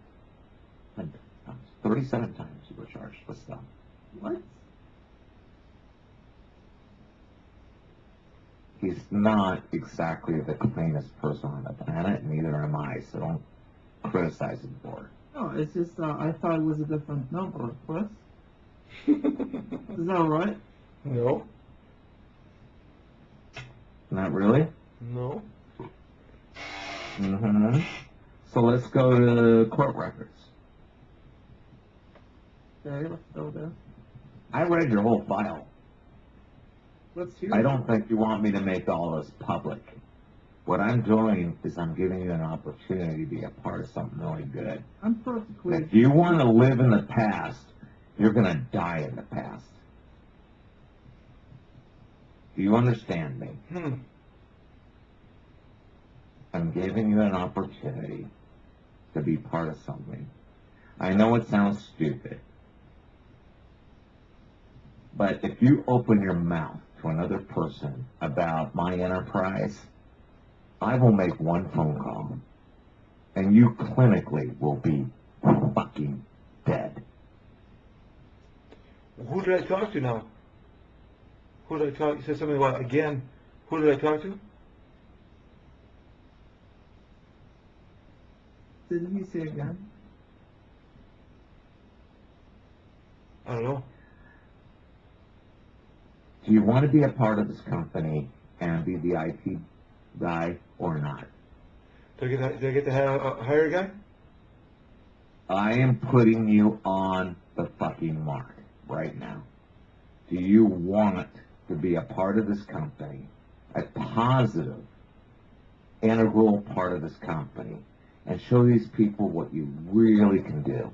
Or do you want to just sit there and play your fucking goddamn internet games and fuck off and go to Holy Hell? Holy hell, that's good. That's a good one. I like it. All right, let me get hot on that, and let me get some sleep. I'm gonna get some shut eye here, and I'll get cracking on the Lino. Hopefully, can crack the whip on me in the morning here, and I'll get something whipped up. Okay? Just a model. It doesn't have to be perfect. Just a model. Just show us what you can do. Yeah. All right? Crack that whip there tomorrow, Lino, and I'll get something whipped up, hopefully. What? Okay, so I'll talk to you guys tomorrow. Sounds good. Just crack the whip, make sure, get me, ask me if I, how far I am or something. Anyways, remind me to get going on it. Remind you? Well, I'm reminding you right fucking now. Yeah, I This should is my boat. I invited you onto my boat. I got it. Okay, I got it. All right, so I'll talk to you guys tomorrow then. Okay. All right, thanks, bye. Right.